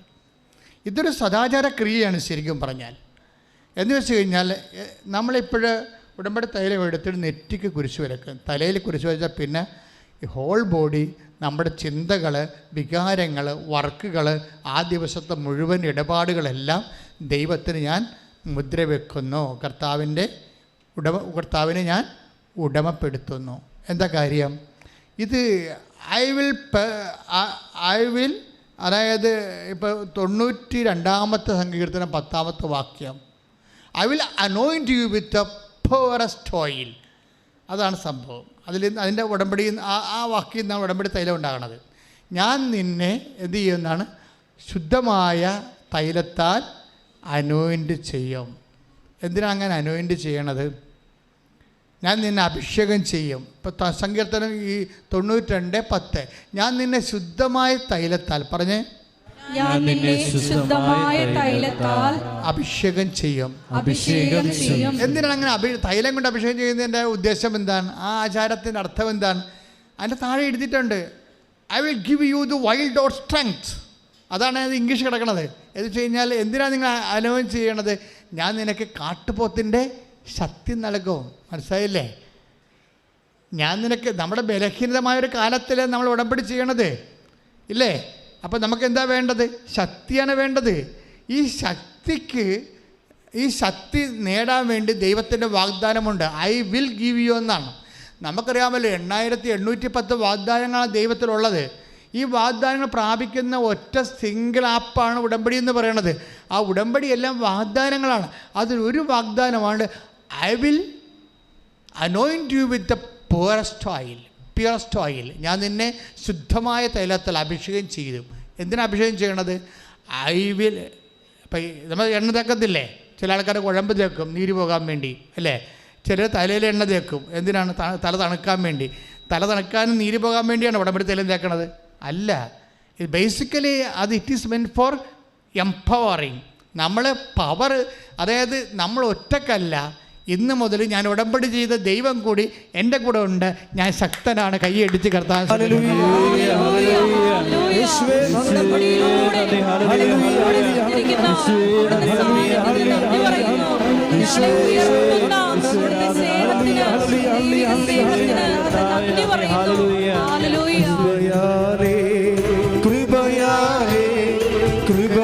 കൃപയാലനുദിനവും കൃപയാലേ കൃപയാലേ കൃപയാലനുദിനവും ബലഹീനതയിൽ ബലമേകി ബലവാനായോ നടത്തിയിടുന്നു.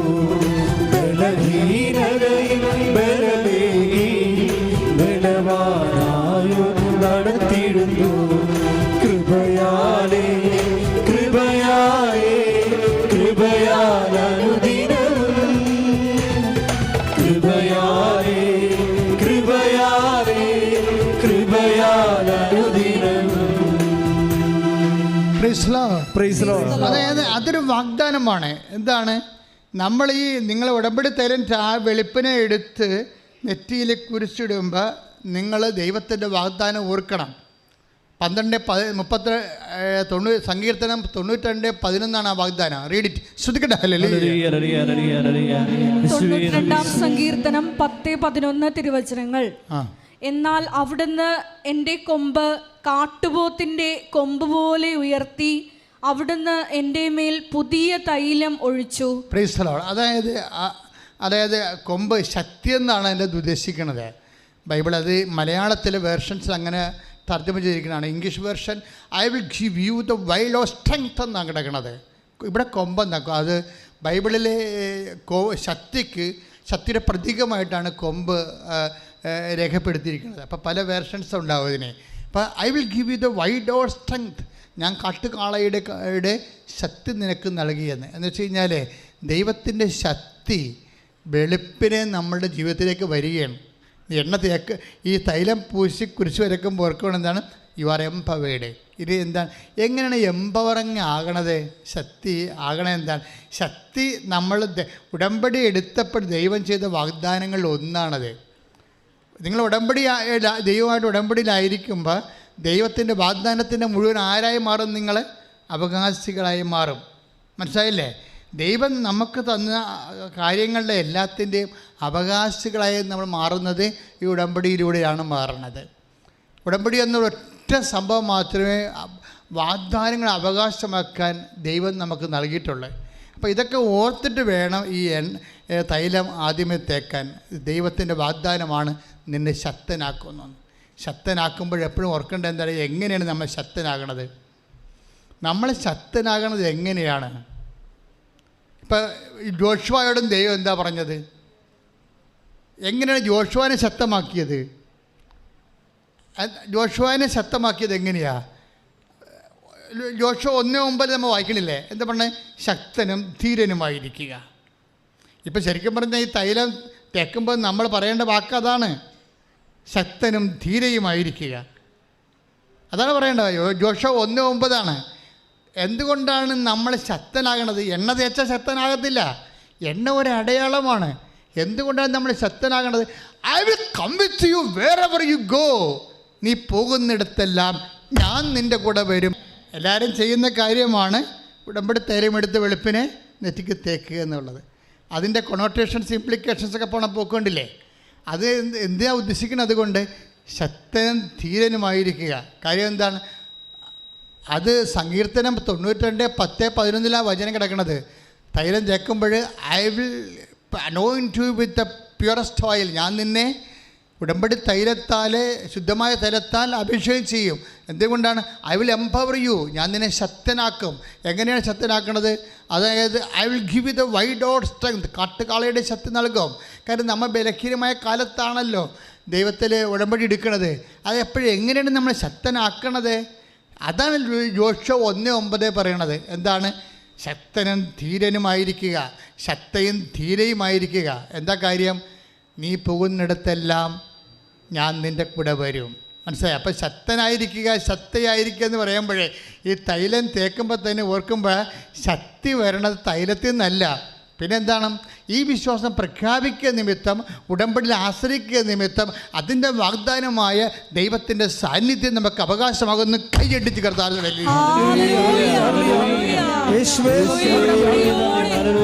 മക്കൾക്ക് അടുത്ത പദവിയിലേക്ക് നമ്മൾ ഉയർത്തുന്ന അവിടുത്തെ സ്നേഹത്തിന് നന്ദി പറയുന്നു. ഹല്ലേലൂയ, ഹല്ലേലൂയ, ഹല്ലേലൂയ. മഹത്വം, മഹത്വം. ജീവിക്കുന്ന യേശുവിന്റെ സാന്നിധ്യത്തെ ജനതകൾ കണ്ടിടട്ടെ. ഇന്നും ജീവിക്കുന്ന യേശുവിന്റെ സാന്നിധ്യത്തെ ജനതകൾ കണ്ടിടട്ടെ. കർത്താവിന്റെ കരബലം പൂർണ്ണമായി വെളിപ്പെടും, അത്ഭുതങ്ങൾ സംഭവിക്കട്ടെ. കർത്താവിന്റെ കരബലം പൂർണ്ണമായി വെളിപ്പെടും, അടയാളങ്ങൾ സംഭവിക്കട്ടെ. സാന്നിധ്യം എന്താണ് പറയുന്നത്? I will come with you. ശക്തനും ധീരനുമായിരിക്കുക, ശക്തയും ധീരയുമായിരിക്കുക. വൈ? എന്തുകൊണ്ട്? I will come with you wherever you go. നീ ശക്തയായിരിക്കണം, നീ ശക്തനായിരിക്കണം. കാരണം എന്താണ്? നീ എവിടെയെല്ലാം പോകുന്നു എന്നാണ്. ഇന്ന സ്ഥലങ്ങളിൽ അത് ഇന്ന സ്ഥലത്ത് പോകുമ്പോൾ ഞാൻ ഉണ്ടാകത്തില്ലെന്ന് പറഞ്ഞിട്ടില്ല. നീ വെന്റിലേറ്ററിൽ പോയാലും I will come with you wherever you go. നീ ICUവിലായാലും ശരി, ഐ വിൽ കം വിത്ത്. നീ പരീക്ഷാ ഹാളിലായാലും ശരി, നീ ഇൻ്റർവ്യൂവിലായാലും ശരി. കഴിഞ്ഞ ദിവസങ്ങളിൽ ഒരു ഇൻ്റർവ്യൂ ഉണ്ടായി, ഒരു മോളുടെ സാക്ഷ്യം ഉണ്ടായിരുന്നു. അവൾ കംപ്ലീറ്റ് മലയാളം മീഡിയമാണ്. ഇവൾക്ക് അതേസമയം തന്നെ കക്ഷി ഉടമ്പടി എടുത്തിട്ട് IATS പരീക്ഷയ്ക്ക് പോവുകയാണ്. ഇവളാണെങ്കിൽ IATS പരീക്ഷയ്ക്ക് ചെന്നപ്പോൾ തന്നെ ആളിൻ്റെ മുമ്പിൽ ഇരുന്ന്, പരീക്ഷകൻ്റെ മുമ്പിൽ നിന്നുകൊണ്ട് പറയുന്നുണ്ട്, അവളിങ്ങനെ വിറക്കണം. ആ മാഡത്തിൻ്റെ മുമ്പിൽ ഇങ്ങനെ പൂക്കല പോലെ വിറക്കുകയാണ്. ഒന്നും വായിന്ന് വരണില്ല. വരുമ്പോഴൊക്കെ അവരാണ് മാഡം ചോദിക്കും, വൈ യു ആർ ഷിവറിങ്, ഇതെന്താ നിങ്ങൾക്ക് വല്ല മാനസിക രോഗമാണോ?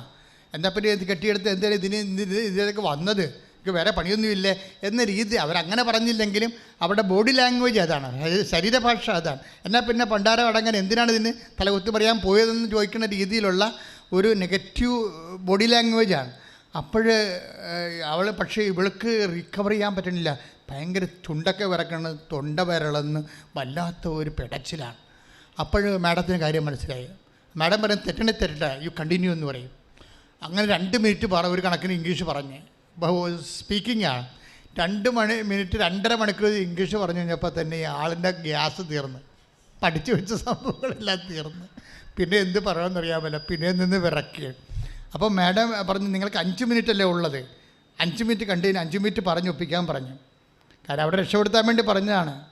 കാര്യം പറഞ്ഞ് അവസാനിപ്പിക്കണമല്ലേ, ആളെ പറഞ്ഞു. അവൾ 5 മിനിറ്റ് ആദ്യം പറഞ്ഞത് 2.5 മിനിറ്റ് അല്ലേ പറഞ്ഞിരിക്കണത്, അത് തന്നെ പിന്നെ റിപ്പീറ്റ് ചെയ്ത്. കാര്യം വിറയ്ക്കണ പറയണമെന്നൊരു പിടിയില്ല. ഒരു കണക്കിന് അവിടെ നിന്ന് കഴിഞ്ഞ് താടി പുറത്ത് വീണ്. പേടിയാണ് ശരിക്കും ആളിനെ. പക്ഷേ എന്താ സംഭവം? വാഗ്ദാനം എന്താണ്? I will come with you wherever you go. നീ പോകുന്നിടത്തെല്ലാം, ഏത് സ്പീക്കിംഗ് ആയാലും ഏത് ഇൻ്റർവ്യൂവിനായാലും I will come with you. Report വന്നപ്പോൾ എന്താ വന്നിരിക്കുന്നത്? അവർക്ക് B ഗ്രേഡ്. ട്രോളർമാർ ചിലപ്പോൾ എൻ്റെ ഈ പ്രസംഗം തന്നെ എടുത്ത് ട്രോൾ ചെയ്ത് വരും. കാര്യം എന്താ? ഇതിൻ്റെ അത് യുക്തിയില്ലല്ലോ. കാര്യം വിറച്ചതുള്ളി 2.5 മണിക്കൂർ പറഞ്ഞു. 2.5 മണിക്കൂർ പറഞ്ഞപ്പോൾ തന്നെ നമ്മുടെ ഉണ്ടായിരുന്ന കരിമരുന്ന് തീർന്ന്. പിന്നെ ഒരു 2.5 മണിക്കൂർ ബാക്കി കിടക്കണം. കാരണം എന്തെങ്കിലും പറഞ്ഞ് തുലച്ചിട്ട് പോകാൻ പറയുമ്പോഴും ആ പറഞ്ഞത് തന്നെ തന്നെയും പിന്നെയും പറയുന്നു. പക്ഷേ റിസൾട്ട് വരുമ്പോൾ B ഗ്രേഡ്. നിങ്ങൾ സാക്ഷ്യം കേൾക്കണം, യൂട്യൂബിൽ കിടപ്പുണ്ട്. പക്ഷേ എന്താ പ്രശ്നം വെച്ച് കഴിഞ്ഞാൽ ഇതാണ് മെറിറ്റ് ആൻഡ് ഡീമെറിറ്റ്സ് എന്ന് പറയുന്നത്. അവൾ വിറച്ചെന്ന് പറയുമ്പോൾ എന്താ എൻ്റെ അർത്ഥം? അവിടെ തൊണ്ട വരണ്ടു എന്നൊക്കെ പറയുമ്പോൾ എൻ്റെ അർത്ഥം എന്താണ്? എനിക്ക് മെറിറ്റ് ഇല്ലെന്ന് എൻ്റെ അർത്ഥം. യോഗ്യതയില്ല. യോഗ്യതയില്ലെന്ന് പറഞ്ഞാൽ അതൊരു ഡെഡ് എൻഡ് അല്ല. ഒരു വിശ്വാസിയെ സംബന്ധിച്ചിടത്തോളം നിനക്ക് യോഗ്യതയില്ലെന്ന് പറഞ്ഞാൽ പിന്നെ എന്താണ്? കർത്താവിൻ്റെ സാധ്യത തുറന്നു വരാൻ പോകുന്നു. That is grace. എപ്പോഴും ബൈബിൾ വായിക്കുമ്പോൾ എപ്പോഴും നിങ്ങൾക്ക് മനസ്സിലാകണത് ഈ മെറിറ്റ് എന്ന് പറയുന്ന സാധാരണ മനുഷ്യനെ ഉണ്ടാകുന്ന യുക്തിയും ശക്തിയും ഒക്കെ ഉണ്ടാകും. ചിലപ്പോൾ പല വിഷയങ്ങളും നമ്മൾ അഭിമുഖീകരിക്കേണ്ടി വരുന്നത് മെറിറ്റിൽ അധിഷ്ഠിതമല്ല, അത് ഗ്രേസിൽ അധിഷ്ഠിതമാണ്. അതാണ് ബൈബിൾ പറയണത്, not by merit but by grace. ഇന്ന് എല്ലാവർക്കും അറിയാതെ അല്ലേ? നിങ്ങളുടെ യോഗ്യത കൊണ്ടല്ല. ഇപ്പം ഞാനൊരു കാര്യം ചോദിക്കട്ടെ. ഗോലിയാത്ത് വന്നു. ഗോലിയാത്ത് എന്ന് പറയുമ്പോൾ മഹാരാക്ഷസനാണ്. അവൻ്റെ ഷെക്കൽ 700 ഷെക്കലാണ് അവൻ്റെ പരിച. 13 അടിയാണ് അവൻ്റെ കുന്തം. ദാവീദൊരു പയ്യൻ ഇടയ ചെറുക്കനാണ്. ദാവീദിനോട് ഗോലിയാത്ത് ചോദിക്കണേ എന്താണ്? നീ എൻ്റെ അടുത്ത് വരാൻ എന്ത് മെറിട്ടെന്നാണ് ചോദിക്കണത്. ദാവീദ് പറഞ്ഞ എന്താണ്? മെറിറ്റില്ല, പക്ഷേ ഗ്രേസ് ഉണ്ടെന്ന് പറയും.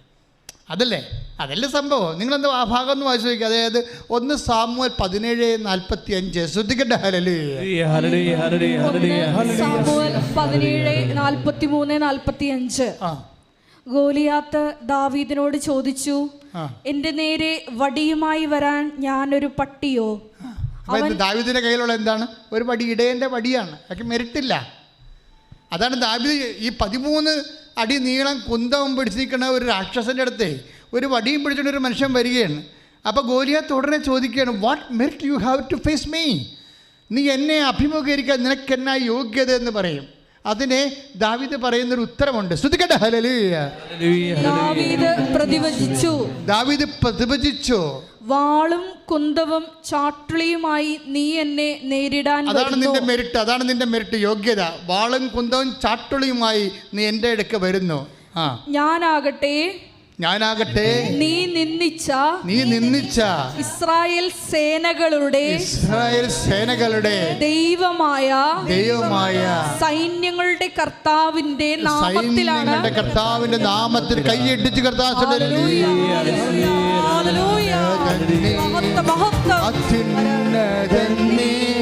നിന്നെ പോലൊരു ദൈവമില്ല.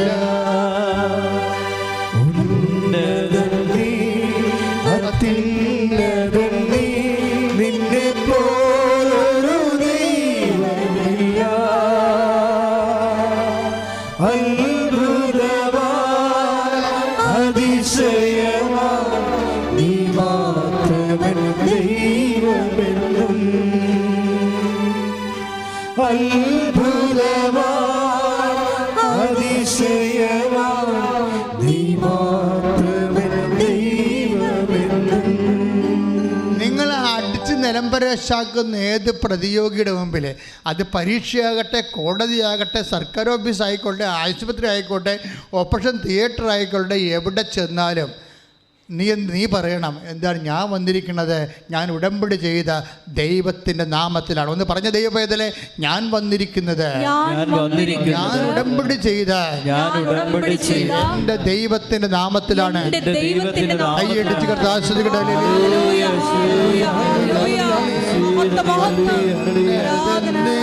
നിന്നെ പോലൊരു ദൈവമില്ല.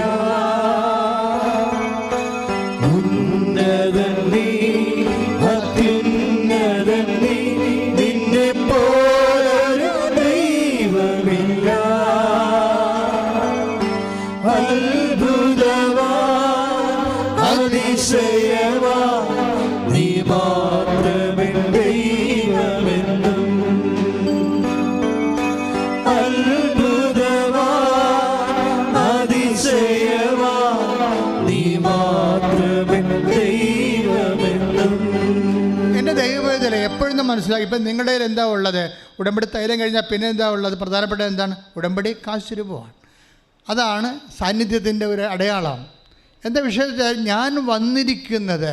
ഞാൻ നിങ്ങൾ പറഞ്ഞിട്ടുണ്ട്, പ്രധാനപ്പെട്ട ഓപ്പറേഷന് പോകുമ്പോഴെല്ലാം, പ്രധാനപ്പെട്ട വിഷയത്തിന് പോകുമ്പോഴെല്ലാം നിങ്ങളുടെ കയ്യിൽ ഉടമ്പടി കാശുരൂപം ഉണ്ടായിരിക്കണം. എന്താ കാര്യം? നിങ്ങൾക്ക് പക്ഷേ ഈ കാശുരൂപം ഉണ്ടായിട്ട് കാര്യമില്ല. അതേസമയം തന്നെ നമ്മൾക്ക് മനസ്സിലൊരു ഒരു വിശ്വാസമുണ്ടാണ്. എന്താണ്? ഞാൻ വന്നിരിക്കുന്നത് സൈന്യൻ്റെ കർത്താവായ ദൈവത്തിൻ്റെ നാമത്തിലാണ്. പരിശുദ്ധ അമ്മ, കാര്യം ദൈവത്തിൻ്റെ നാമത്തിൽ പരിശുദ്ധ അമ്മയുടെ മധ്യസ്ഥലൊക്കെ ചെയ്യുമ്പോഴേ എന്താ സംഭവിക്കണത്? നമ്മുടെ കൂടെ ആര് വരും? I will come with you. അതല്ലേ ഉടമ്പടിയുടെ വാഗ്ദാനം, ഞാൻ നിൻ്റെ കൂടെ വരും. ആരാണ്? നീ എവിടെ പോയാലും വരുമെന്ന്. കഴിഞ്ഞ ദിവസങ്ങളിൽ റോഷൻ്റെ സാക്ഷ്യം എന്താണ്? റോഷന് 3 വർഷമായിട്ട് മക്കളില്ല, കോട്ടയംകാരനാണ്, 3 വർഷം മക്കളില്ല. അപ്പോൾ അവസാനം മക്കളില്ലാത്ത ഒരു അവസ്ഥയിൽ ഭാര്യയും ഭർത്താവും ഒരാൾ ഇവിടെയും ഒരാൾ അവിടെയും ഒക്കെ ആയിട്ട് അങ്ങനെ ജീവിക്കുകയാണ്. അപ്പോൾ ഇങ്ങനെ മക്കളില്ലാത്തൊരു കാലം ഇങ്ങനെ കടന്നു പോവുകയാണ്. പക്ഷേ അതേസമയം ജോലിയെ പഴുതി ഇവർക്ക് കുറച്ച് കാലം മാത്രമേ ഒരുമിച്ച് താമസിക്കാൻ പറ്റുള്ളൂ. അല്ലാത്തപ്പോൾ ആണ്ടിൽ 10 മാസം അവർ പുറത്താണ്, സെപ്പറേറ്റഡ് ആണ്. ഇങ്ങനെയൊക്കെ പല സാങ്കേതിക ജീവിത പ്രശ്നങ്ങൾ കാരണമാണ് മക്കളില്ലാതെ പോരണത്. പക്ഷേ അവർ ട്രൈ ചെയ്തിട്ട് മക്കൾ ഉണ്ടായിട്ടുമില്ല. അപ്പോൾ ഇനി മക്കൾ ഉണ്ടാകുമെന്ന് അറിയത്തുമില്ല. ഇങ്ങനെ ആകെപ്പാട് കൺഫ്യൂഷൻ ആയിരിക്കുന്ന സമയത്താണ് ഇവർ ഉടമ്പടി ചെയ്യണത്.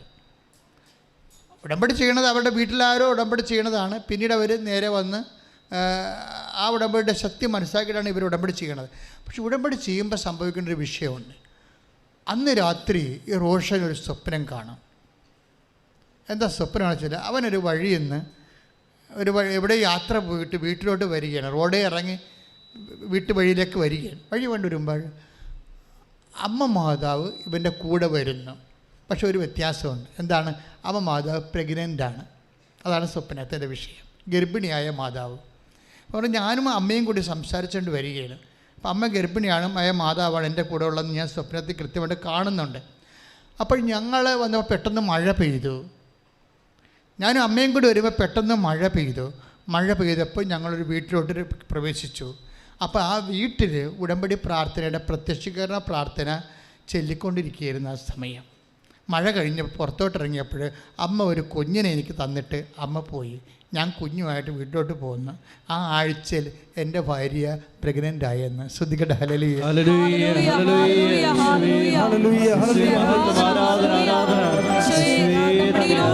ഞങ്ങളെ സന്ദർശിച്ച് ഞങ്ങളെ അനുഗ്രഹിക്കുന്ന ദൈവത്തിന് നന്ദി പറയുന്നു.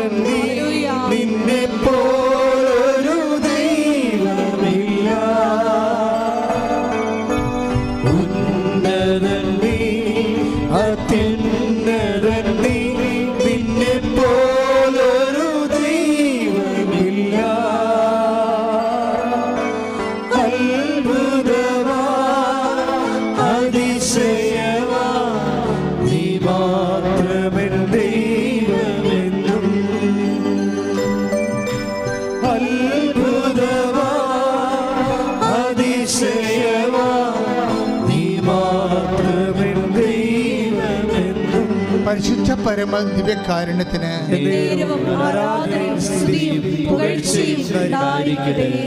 ഇതിപ്പോൾ ഈ ആഴ്ച നടന്ന സാക്ഷികളാണ് ഞാൻ പറഞ്ഞുകൊണ്ടിരിക്കണതല്ല. എല്ലാം യൂട്യൂബിലുണ്ട്, നിങ്ങൾക്ക് വെരിഫൈ ചെയ്യാം. എന്താ പ്രശ്നം വെച്ച് കഴിഞ്ഞാൽ, എന്താണ് ഈ സ്വപ്നത്തിൻ്റെ അർത്ഥം? ഈ സ്വപ്നം എന്ന് പറയണത് ഗർഭിണിയായ മാതാവിനെ സ്വപ്നം കാണുകയും ആ മാതാവ് റോഷന് കുഞ്ഞിനെ കൈമാറുകയും ചെയ്യുമ്പോൾ അമ്മ എന്താ ഉദ്ദേശിക്കുന്നത്?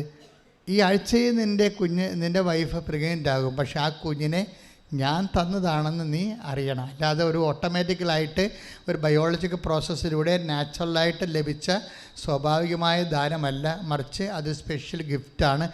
ഔട്ട് ഓഫ് ഗ്രേസ്, മെറിറ്റ് കൊണ്ടല്ല, കൃപ കൊണ്ടാണെന്ന് കൈയിട്ടിച്ച് കർത്താവിന്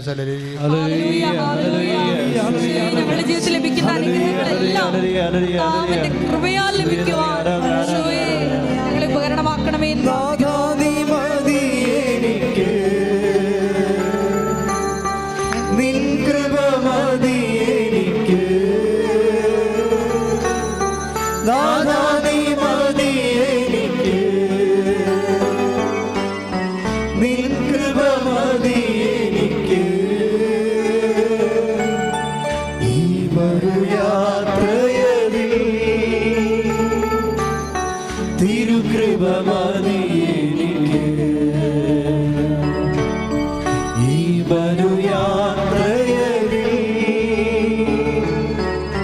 തിരുകൃപ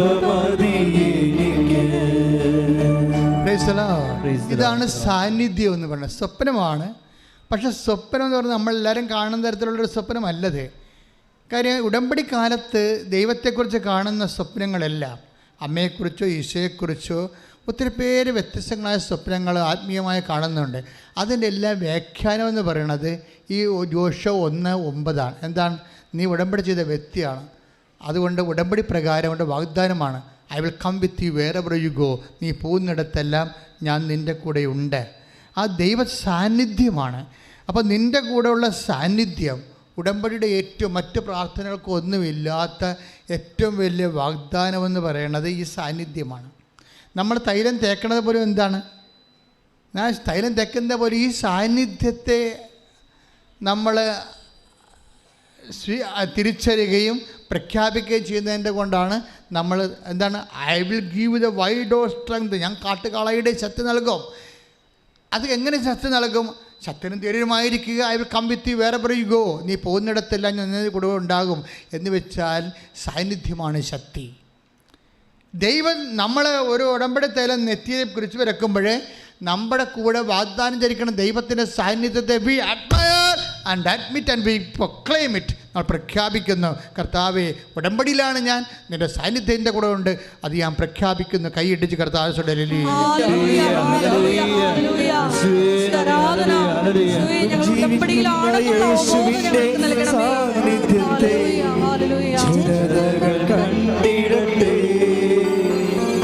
ജീവിക്കുന്ന യേശുവിന്റെ സാന്നിധ്യത്തെ ജനതകൾ കണ്ടിടട്ടെ. കർത്താവിന്റെ കരബലം പൂർണ്ണമായി വെളിപ്പെടും, അത്ഭുതങ്ങൾ സംഭവിക്കട്ടെ. കർത്താവിന്റെ കരബലം പൂർണ്ണമായി വെളിപ്പെടും, അടയാളങ്ങൾ സംഭവിക്കട്ടെ. ഇന്നിവിടെ ഈ നിമിഷം ദൈവശക്തി വെളിപ്പെടട്ടെ. ഇന്നിവിടെ ഈ നിമിഷം ദൈവശക്തി വെളിപ്പെടട്ടെ. ഇന്നും ജീവിക്കുന്ന യേശുവിന്റെ സാന്നിധ്യത്തെ ജനതകൾ കണ്ടിടട്ടെ.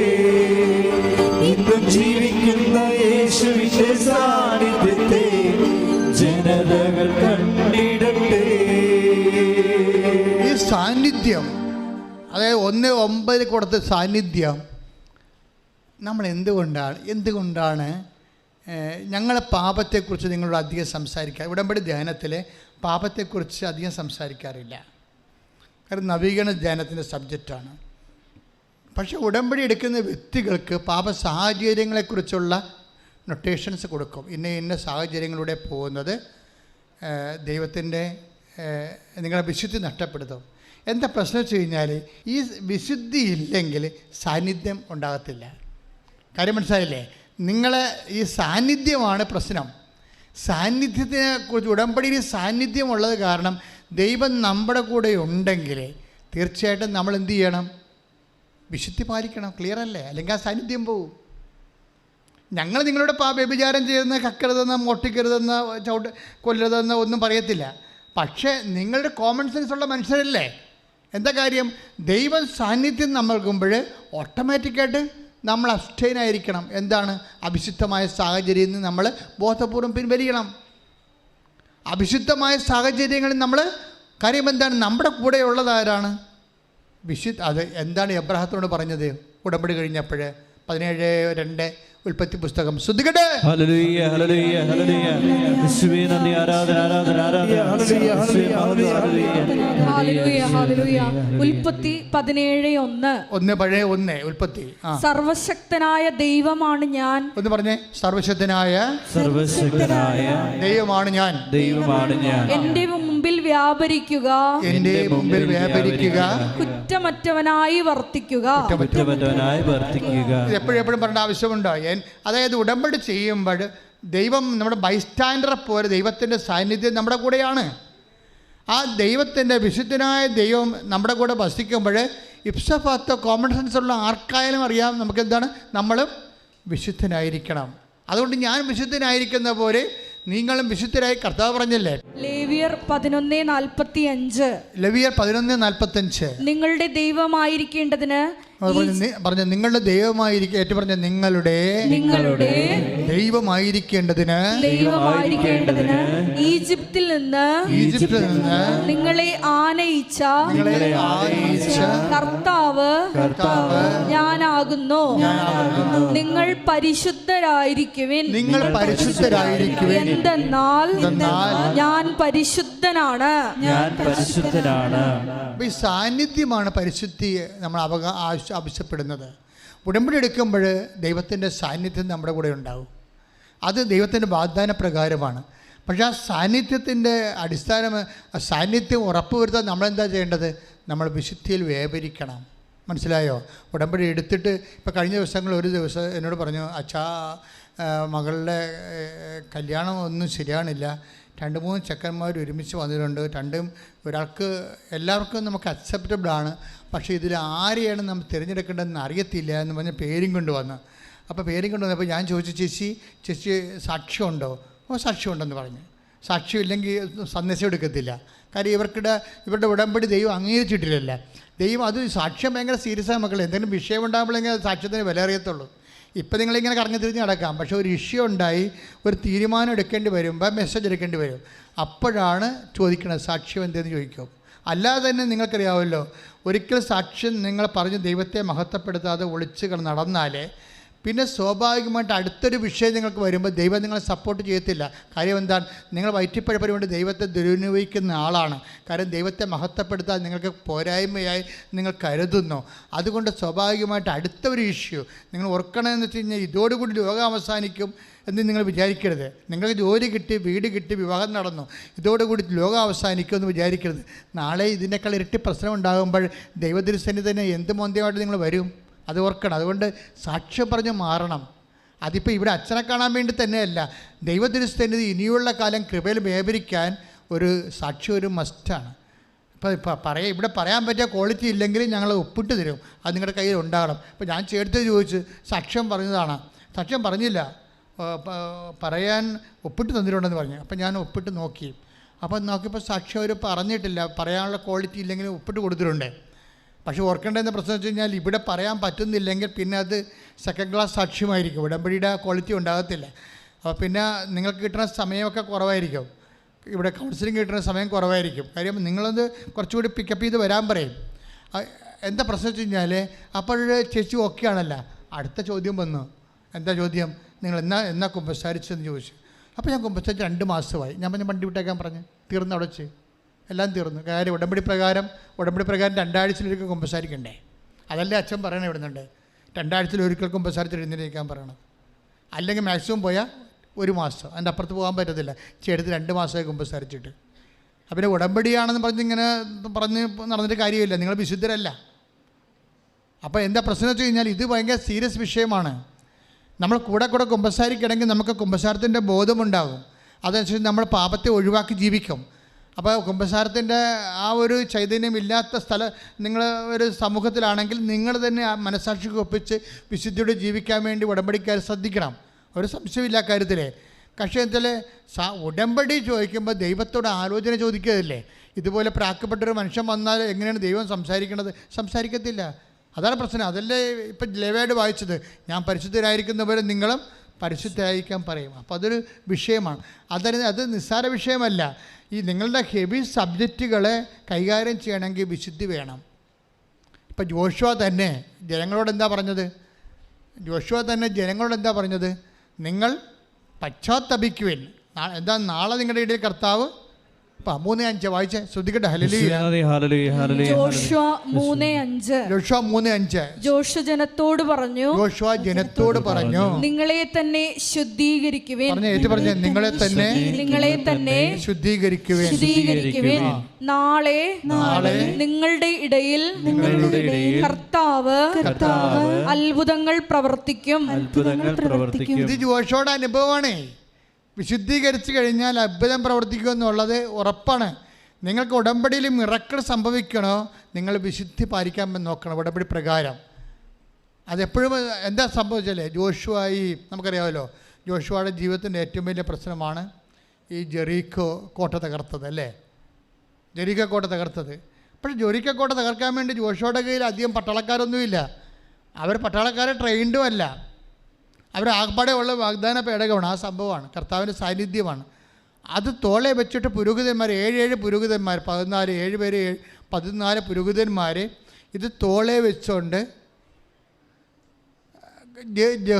ഈശോയെ ദൈവത്തെ സ്തുതിച്ചുകൊണ്ട് ഇത് ചുറ്റും നടക്കും. അത് നടക്കാൻ വേണ്ടി കർത്താവിനെ വിളിച്ചുകൊണ്ട് വേറെ ഒരു ആസ്തിയുമില്ല, വേറൊരു മെരിട്ടുമില്ല. കർത്താവ് മാത്രമാണ് മെരിട്ട്. കാര്യം അവിടെ ഈ ജെറീക്കോ നല്ല സൈന്യം, നല്ല ട്രെയിൻഡ് സോൾജേഴ്സുള്ള സ്ഥലമാണ്, നല്ല നഗരമാണ്, നല്ല ശരിക്കും കോട്ടയാൽ ഭദ്രമായ നഗരമാണ്. അവിടെ ചെല്ലുമ്പോഴെന്താ സംഭവിക്കണത്? ജോഷുവ ഇവർ നടന്ന് ചെല്ലുമ്പോൾ ഒരു സൈന്യാധിപനെ കാണും. ഊരിപ്പിടിച്ച വാളുമായിട്ട് സൈന്യാധിപൻ നിൽക്കുകയാണ്. ജോഷുവ അതിനേക്കാൾ വലിയ സൈന്യാധിപനാണ്. ജോഷുവ പേടിച്ചില്ല. ഇവർ വാഗ്ദാന പേടകമായിട്ട് ചെല്ലുകയാണ്, ജെറീക്കോ കോട്ടയെ സമീപിക്കാൻ പോവുകയാണ്. അപ്പോഴാണ് ഊരിപ്പിടിച്ച വാളുമായിട്ട് സൈന്യാധിപൻ രാക്ഷസനായിട്ട് നിൽക്കുന്നത്. അപ്പോൾ ജോഷുവ പേടിച്ചില്ല, പതറത്തില്ല. പക്ഷെ പതറാതെ ഇവൻ ചോദിക്കും, സത്യം പറ, നീ ഞങ്ങളുടെ പക്ഷത്തോ അതോ ശത്രുപക്ഷത്തോ? അപ്പോഴീ സൈന്യാധിപൻ പറയുന്നൊരു വാക്കുണ്ട്. എന്താ പറയണത്? നീ കാലിലെ ചെരുപ്പൂരി മാറ്റാൻ നോക്ക്. എന്താ കാര്യം? ഞാൻ കർത്താവിൻ്റെ സൈന്യാധിപനാണ്, നീ നിൽക്കുന്ന സ്ഥലം വിശുദ്ധമാണെന്ന്. യോശുവ 5:14-15. അതെ. അവൻ പറഞ്ഞു, അല്ല, ഞാൻ കർത്താവിന്റെ സൈന്യാധിപനാണ്. ഞാൻ കർത്താവിന്റെ സൈന്യാധിപനാണ്. ജോഷുവ സാഷ്ടാംഗം പ്രണമിച്ച് അവനോട് ചോദിച്ചു, അങ്ങ് ഈ ദാസനോട് കൽപ്പിക്കുന്നത് എന്താണ്? കർത്താവിന്റെ സൈന്യാധിപൻ പറഞ്ഞു, നിന്റെ പാദങ്ങളിൽ നിന്ന് ചെരുപ്പ് അഴിച്ചു മാറ്റുക, നീ നിൽക്കുന്ന ഈ സ്ഥലം വിശുദ്ധമാണ്. ജോഷുവ അങ്ങനെ ചെയ്തു. അതായത് ജോഷുവ തന്നെ വിശുദ്ധീകരിച്ചു, അഴുക്ക് മാറ്റിയെന്ന്. അപ്പോൾ എന്താ പ്രശ്നം വെച്ച് കഴിഞ്ഞാൽ, മോസസ് അബിമേലെക്കുമായിട്ട് യുദ്ധം ഉണ്ടായ കാലത്ത് മോസസ് ജോഷുവയോട് പറഞ്ഞൊരു വാക്കുണ്ട്. എന്താ കാര്യം? നമുക്ക് യുദ്ധം ജയിക്കാനുള്ള ശക്തിയില്ല, പക്ഷെ കർത്താവ് യുദ്ധം ചെയ്യും. അതാണ് വിഷയം. കർത്താവ് നമുക്ക് വേണ്ടി യുദ്ധം ചെയ്യും, നമ്മൾ മൗനമായി ഇരുന്നാൽ മതിയെന്ന്. ഇതാണ് വിഷയം വരണത്. അതാണ് പുറപ്പാട് 14:14. ശ്രദ്ധിക്കട്ടെ. ഹല്ലേലൂയ. പുറപ്പാട് 14:14. കർത്താവ് നിങ്ങൾക്ക് വേണ്ടി യുദ്ധം ചെയ്തുകൊള്ളും. കർത്താവ് നിങ്ങൾക്ക് വേണ്ടി യുദ്ധം ചെയ്തുകൊള്ളാം. നിങ്ങൾ ശാന്തരായിരുന്നാൽ മതി. ഈ ശാന്തരായിരുന്നാൽ മതി എന്ന് പറയുമ്പോൾ ഒരു കേവല സൈലൻസ് അല്ല ഉദ്ദേശിക്കണത്, ഒരു വിശുദ്ധീകരിക്കപ്പെട്ട അവസ്ഥയാണ്. ഇപ്പം മനസ്സിലായില്ലേ? നമ്മൾ പുറപ്പാട് 14 യുദ്ധം ചെയ്യുന്ന കർത്താവിനെ കക്ഷി ചേർക്കണമെന്നുണ്ടെങ്കിൽ പുറപ്പാട് 14:14 ജോഷുവ 3:5 3:14-15 കണക്ട് ചെയ്യണം. എന്താണ്? ശാന്തരായിരുന്ന വെറുതെ കൈയും കെട്ടി മരവിച്ച് എവിടെയെങ്കിലും കഞ്ചാവ് പിടിച്ച് ആൾക്കാരെ പോലെ ഇരിക്കണ പോലെ ഇരുന്നിട്ട് കാര്യമൊന്നുമില്ല. മര്യാദയ്ക്ക് എന്ത് ചെയ്യണം? വിശുദ്ധരായിരിക്കണം, കർത്താവിൻ്റെ കാര്യങ്ങളിൽ വ്യാപൃതരായിരിക്കണം, കർത്താവിൻ്റെ പ്രവർത്തനങ്ങൾ ചെയ്തവരായിരിക്കണം, കർത്താവിൻ്റെ വചനങ്ങൾക്ക് വേണ്ടി സാക്ഷിയുള്ളവരായിരിക്കണം. അങ്ങനെ ശക്തനും വിശുദ്ധനുമായിരിക്കുക എന്ന് പറഞ്ഞാൽ, ശക്തനും ധീരനുമായിരിക്കുക എന്ന് വെച്ചാൽ, കർത്താവിനെ കക്ഷി ചേർക്കുക എന്ന് വെച്ചാൽ അതിൻ്റെ അർത്ഥം സാന്നിധ്യമാണ്. അത് ഉടമ്പടി ലഭിക്കുന്നതാണ്, അത് വിശുദ്ധിയുടെ ബലമാണ്. കൈയിടിച്ച് കർത്താവിനെ ഉടമ്പടിയിലൂടെ ഞങ്ങളെ തന്നെ വിശുദ്ധീകരിച്ച് ഈശോയുടെ ശക്തിക്ക് പറയാനുള്ള ഒരു പാത്രമാകുവാൻ ധ്യാനത്തിലൂടെ അഭിഷേകം ചെയ്യണമേ. ഹല്ലേലൂയ, ഹല്ലേലൂയ. മഹത്വം, മഹത്വം. ആരാധന, ആരാധന.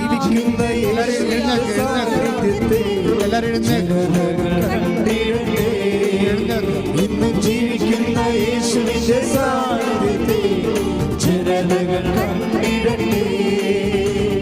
കർത്താവിന്റെ കരവേലം പൂർണ്ണമായി വെളിപ്പെടും, അത്ഭുതങ്ങൾ സംഭവിക്കട്ടെ. കർത്താവിന്റെ കരവേലം പൂർണ്ണമായി വെളിപ്പെടും, അടയാളങ്ങൾ സംഭവിക്കട്ടെ.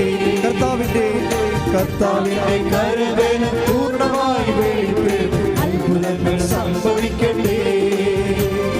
കർത്താവിന്റെ കരവേലം പൂർണ്ണമായി വെളിപ്പെടും, അടയാളങ്ങൾ സംഭവിക്കട്ടെ.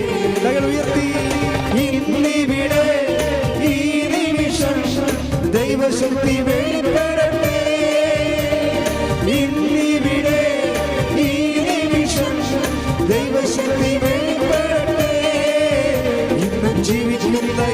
യേശുവിന്റെ സാന്നിധ്യത്തെ ജനതകൾ കണ്ടിടട്ടെ.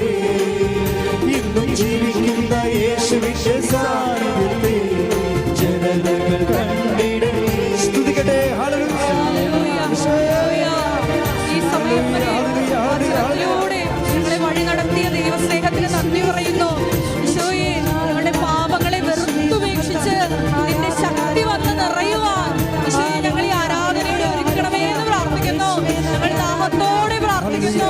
ഈശോയെ, നിന്റെ കൃപയാൽ ഞങ്ങളെ അഭിഷേകം ചെയ്യണമേ എന്ന് പ്രാർത്ഥിക്കുന്നു. നീ പോകുന്നിടത്തെല്ലാം എന്നോട് കൂടെ ഞാൻ ഉണ്ടായിരിക്കുന്ന അരുളി ചെയ്ത നാഥ, അങ്ങയുടെ സാന്നിധ്യം അനുഭവിച്ചറിയാൻ ഞങ്ങളെ അഭിഷേകം ചെയ്യണമേ. ഹല്ലേലൂയ, ഹല്ലേലൂയ, ഹല്ലേലൂയ, ഹല്ലേലൂയ, ഹല്ലേലൂയ.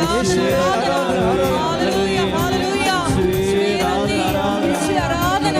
ഹല്ലേലൂയ, ഹല്ലേലൂയ, ഹല്ലേലൂയ. നമ്മുടെ കാലയളവില് അനുദിനം ശുദ്ധിയിൽ മുന്നേറുവാൻ ഞങ്ങളെ നീ അഭിഷേകം ചെയ്യണമേ എന്ന് പ്രാർത്ഥിക്കുന്നു. പാപ സാഹചര്യങ്ങളിൽ നിന്ന് ഒഴിഞ്ഞു മാറുവാൻ ഈശോയെ നിന്റെ കൃപയാൽ ഞങ്ങളെ അഭിഷേകം ചെയ്യണമേ. ഈശോയെ, ഞങ്ങളുടെ ശത്രുപക്ഷത്തിന് നേരെ ഞങ്ങളുടെ കരങ്ങൾ ഉയർത്തി ഞങ്ങൾക്ക് വേണ്ടി ഈ സൈന്യാധിപനെ പോലെ യുദ്ധം ചെയ്യണമേ എന്ന് പ്രാർത്ഥിക്കുന്നു. ഈശോയെ, വിശുദ്ധിയാൽ ഞങ്ങളെ അഭിഷേകം ചെയ്യണമേ.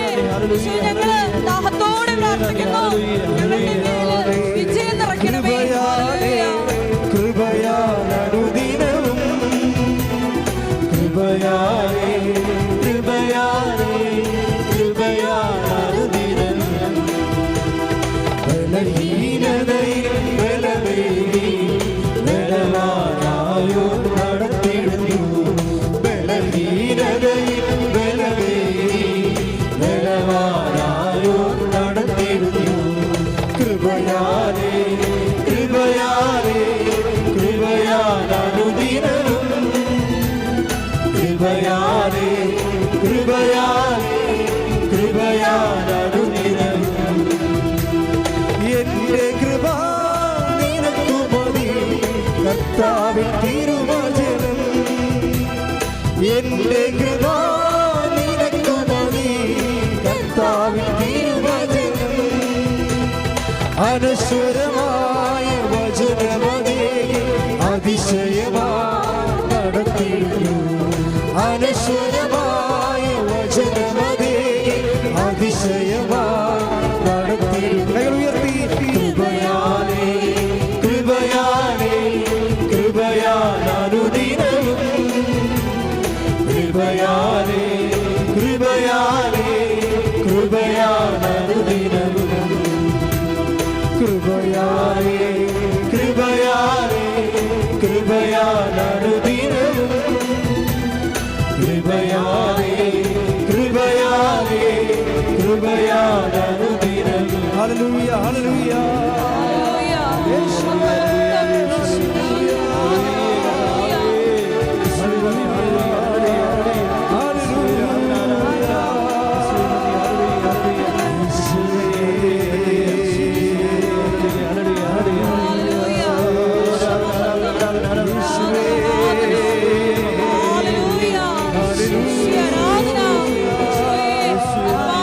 ശക്തി ഈ ആലയത്തിൽ നിമിഷം വ്യാപരിക്കണേ എന്ന് പ്രാർത്ഥിക്കുന്നു.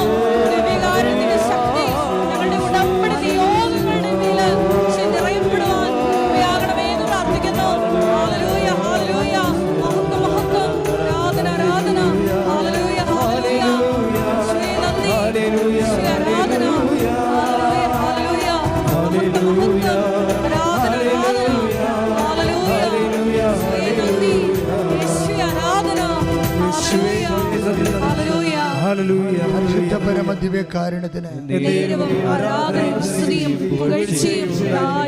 മകളേറ്റു പ്രാർത്ഥിക. കർത്താവായ ദൈവമേ, തീർത്ഥാടന ഉടമ്പടിയായി അങ്ങയുടെ മുമ്പിൽ ആരാധന കൂടുന്ന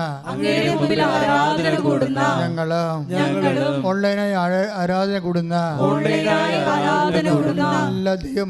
എല്ലാ ദൈവമക്കള് ഉടമ്പടി പ്രകാരം വിശുദ്ധിയോടെ ജീവിച്ച് നിന്റെ സാന്നിധ്യത്തിനും ശക്തിക്കും അർഹരാകുവാൻ അഭിഷേകം ചെയ്യണമേ. അടയാളം നൽകണമേ. സാക്ഷികളാക്കണമേ. ശ്രദ്ധിക്കട്ടെ.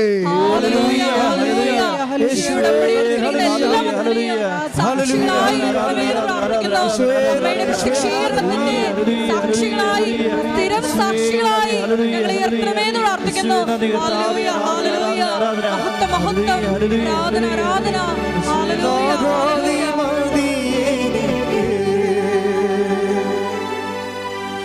നിൻ കൃപ മതി എനിക്ക്, നാഥാ നീ മതി എനിക്ക്, നിൻ കൃപ മതി എനിക്ക്, ഈ യാത്രയിൽ തിരുകൃപ മതി എനിക്ക്. ഇരിക്കുക. കൃപയാൽ അഭിഷിക്തമാകുന്ന വലിയൊരു ദൈവിക നിമിഷമാണ്. നമ്മൾ സാന്നിധ്യത്തെക്കുറിച്ചാണ് ഇപ്പോൾ കർത്താവ് നമുക്ക് വെളിപാട് നൽകുന്നത്. ഇതിപ്പോൾ മുമ്പത്തെ കാലത്തേക്കാളും, അതായത് നേരത്തെ, ഇപ്പം എനിക്കറിയാം കഴിഞ്ഞ കൊല്ലത്തേക്കാളോ, മുമ്പത്തെ കാലം ഞാൻ ഉദ്ദേശിച്ച കഴിഞ്ഞ കൊല്ലമാണ്, കഴിഞ്ഞ കൊല്ലത്തേക്കാളും കോവിഡ് കഴിഞ്ഞതിന് ശേഷം നമ്മൾ വീണ്ടും കൃപാസനം റീസ്റ്റാർട്ട് ചെയ്തതിന് ശേഷം അതുവരെ ഉണ്ടാകുന്നൊരു കോവിഡ് കാലമുണ്ടല്ലോ, അതുവരെ ഉണ്ടായിരുന്ന ഉടമ്പടി കാലമില്ലേ, അതിനേക്കാളും ഇപ്പം സാന്നിധ്യം കൂടുതലാണ്. അതാണ് ഇപ്പം നിങ്ങളെ എല്ലാ സാക്ഷ്യവും കേൾക്കുന്നില്ലല്ലോ, ഞാൻ മിക്കവാറും എല്ലാ സാക്ഷ്യവും കേൾക്കുന്നുണ്ട്. അപ്പോൾ എന്താ പ്രശ്നം വെച്ചാൽ മുമ്പത്തെക്കാളും ആൾക്കാരുടെ കൂടെയുള്ള ദൈവത്തിൻ്റെ സാന്നിധ്യം ഇപ്പം കൂടുതലാണ്. അതിൻ്റെ അർത്ഥം എന്താണെന്ന് വെച്ച് കഴിഞ്ഞാൽ ആൾക്കാർ മുമ്പത്തേക്കാളും വിശുദ്ധരായെന്ന് വേണമെങ്കിൽ നമുക്ക് മനസ്സിലാക്കാം. കാര്യം വിശുദ്ധിയും സാന്നിധ്യവുമായിട്ട് കണക്ട് ചെയ്യണത്. പിന്നെ ആൾക്കാർ മുമ്പത്തേക്കാളും ഉടമ്പടിയുടെ ബയോളജി പഠിച്ചിട്ടുണ്ട്. ഇപ്പം ഉടമ്പടി ഒരു ഭക്തകൃത്യമെന്നും അല്ലത്, ശരിക്കും പറഞ്ഞാൽ അത് ഒരു ബൈബിക്കൽ എക്സിക്യൂഷനാണ്. ആ ബൈബിൾ പ്രയോഗത്തിൽ വരുത്തുന്ന സിസ്റ്റമാറ്റിക് സയൻറ്റിഫിക് മാത്തമാറ്റിക്കൽ പ്രയറാണ്. കാര്യം അതിൻ്റെ ഇന്ന ഫലത്തിന് ഇന്ന ആപ്ലിക്കേഷൻ ഇന്ന ഫലമെന്ന് കൃത്യമാണല്ലോ. കഴിഞ്ഞ ദിവസങ്ങളിലേ ഒരു സാക്ഷ്യം ഉണ്ടായത് അല്ലൻ വർഗീസ് എന്നും പറഞ്ഞ ഒരു ഉദ്യോഗസ്ഥനാണ്, ഗവൺമെൻറ് ഉദ്യോഗസ്ഥൻ, ട്രിവാൻഡ്രത്തെ ഗവൺമെൻറ് ഉദ്യോഗസ്ഥൻ. അദ്ദേഹം എങ്ങനെ വെച്ചാൽ അദ്ദേഹം ഇവിടെ നിൽക്കുമ്പോൾ വൈഫും കൂടി നിൽക്കുമ്പോൾ അദ്ദേഹത്തിന് മാതാവിനോടുള്ള ഒരു സങ്കടമാണ്. കാര്യം അദ്ദേഹത്തിന് ഒരിക്കലും നടക്കാത്തൊരു കാര്യം അമ്മ ഉടമ്പടി പ്രകാരം നടത്തിക്കൊടുത്ത് അദ്ദേഹത്തിൻ്റെ ട്രാൻസ്ഫറാണ്. അദ്ദേഹത്തിൻ്റെ ട്രാൻസ്ഫർ ട്രിവാൻഡ്രത്ത് നിന്ന് കൊല്ലത്തേക്കായിരുന്നു. അപ്പോൾ മാതാപിതാക്കന്മാരുടെ കുറേ പ്രശ്നങ്ങൾ ഒക്കെ കാരണം അവർക്ക് കൊല്ലത്ത് പോയി ജോലി ചെയ്യാനോ ദിവസവും പോകാനോ പറ്റത്തില്ല. അപ്പോൾ ട്രാൻസ്ഫർ ചേഞ്ച് ചെയ്യാതെ ഒരു മാർഗ്ഗമില്ല. അപ്പോൾ അദ്ദേഹം ആദ്യം ഉടമ്പടി ചെയ്തു, കൊല്ലത്തെ ട്രാൻസ്ഫർ അതുപോലെ തന്നെ നിന്നു. പിന്നെയും വന്ന് ഉടമ്പടി ചെയ്തു, പക്ഷേ പുള്ളിയുടെ ട്രാൻസ്ഫർ വീണ്ടും ട്രിവാൻഡ്രത്തേക്കാക്കി ദൈവം ക്രമീകരിച്ചു. അത് ഭയങ്കര ഞെട്ടിപ്പിക്കുന്ന ഒരു സാക്ഷ്യമാണ്. എന്ന് വെച്ച് കഴിഞ്ഞാൽ, അതായത് എന്താ പ്രശ്നം വെച്ച് കഴിഞ്ഞാൽ, അമ്മ ചെയ്തതിനേക്കാൾ വലുത് അദ്ദേഹം ചെയ്തത് എന്താണെന്ന് ആദ്യം പറയാം. അദ്ദേഹം ആദ്യം ട്രാൻസ്ഫറിന് ഒരിക്കലും അദ്ദേഹത്തിന് ട്രിവാൻഡ്രത്ത് നിന്ന് കൊല്ലത്ത് വന്ന് വർക്ക് ചെയ്യാൻ പറ്റത്തില്ല. അത് കുടുംബത്തിൻ്റെ സാഹചര്യം അതല്ല. അപ്പോൾ എന്താ ചെയ്യണത്? അമ്മ ഇത് മാറ്റിത്തരാതെ ഒരു മാർഗ്ഗവുമില്ല. 90 ദിവസം അദ്ദേഹം പക്ക ഉടമ്പടിയിലാണ് ജീവിക്കണത്. അല്ലാതെ കാര്യങ്ങൾ മനസ്സിലാക്കി പഠിച്ചു വന്ന് ഉടമ്പടി ചെയ്ത ആളാണ്. അല്ലാതെ ആൻറ്റി പറഞ്ഞ അയ്യൽവാസി പറഞ്ഞെന്നും പറഞ്ഞ് കൂടെ വന്ന് ഉടമ്പടി ചെയ്ത ആളല്ല. അപ്പോൾ അവർക്ക് മണിയാ കിണിയാ എന്തെങ്കിലുമൊക്കെ ചെയ്തിട്ടും പോവർ. അതാണ് അവർ വർക്ക് ചെയ്യാത്തതിൻ്റെ കാരണം. ഇത് കറക്റ്റ് കാര്യങ്ങൾ മാസങ്ങളോളം എടുത്ത് പഠിച്ചിട്ടാണ് ഇവിടെ വന്ന് ഉടമ്പടി ചെയ്തത്. ഉടമ്പടി ചെയ്ത് കഴിഞ്ഞാൽ പക്കായിട്ടാണ് അദ്ദേഹം ഉടമ്പടി എക്സിക്യൂട്ട് ചെയ്യണത്. പക്ഷേ ഇത് വർക്കൗട്ട് ചെയ്തില്ല. പക്ഷേ അപ്പോൾ അത് ഉടമ്പടിയുടെ ഇരിക്കുന്ന വെടിമരുന്ന് എന്താണെന്ന് അദ്ദേഹം കണ്ടുപിടിച്ചു. അതാണ് സംഭവം.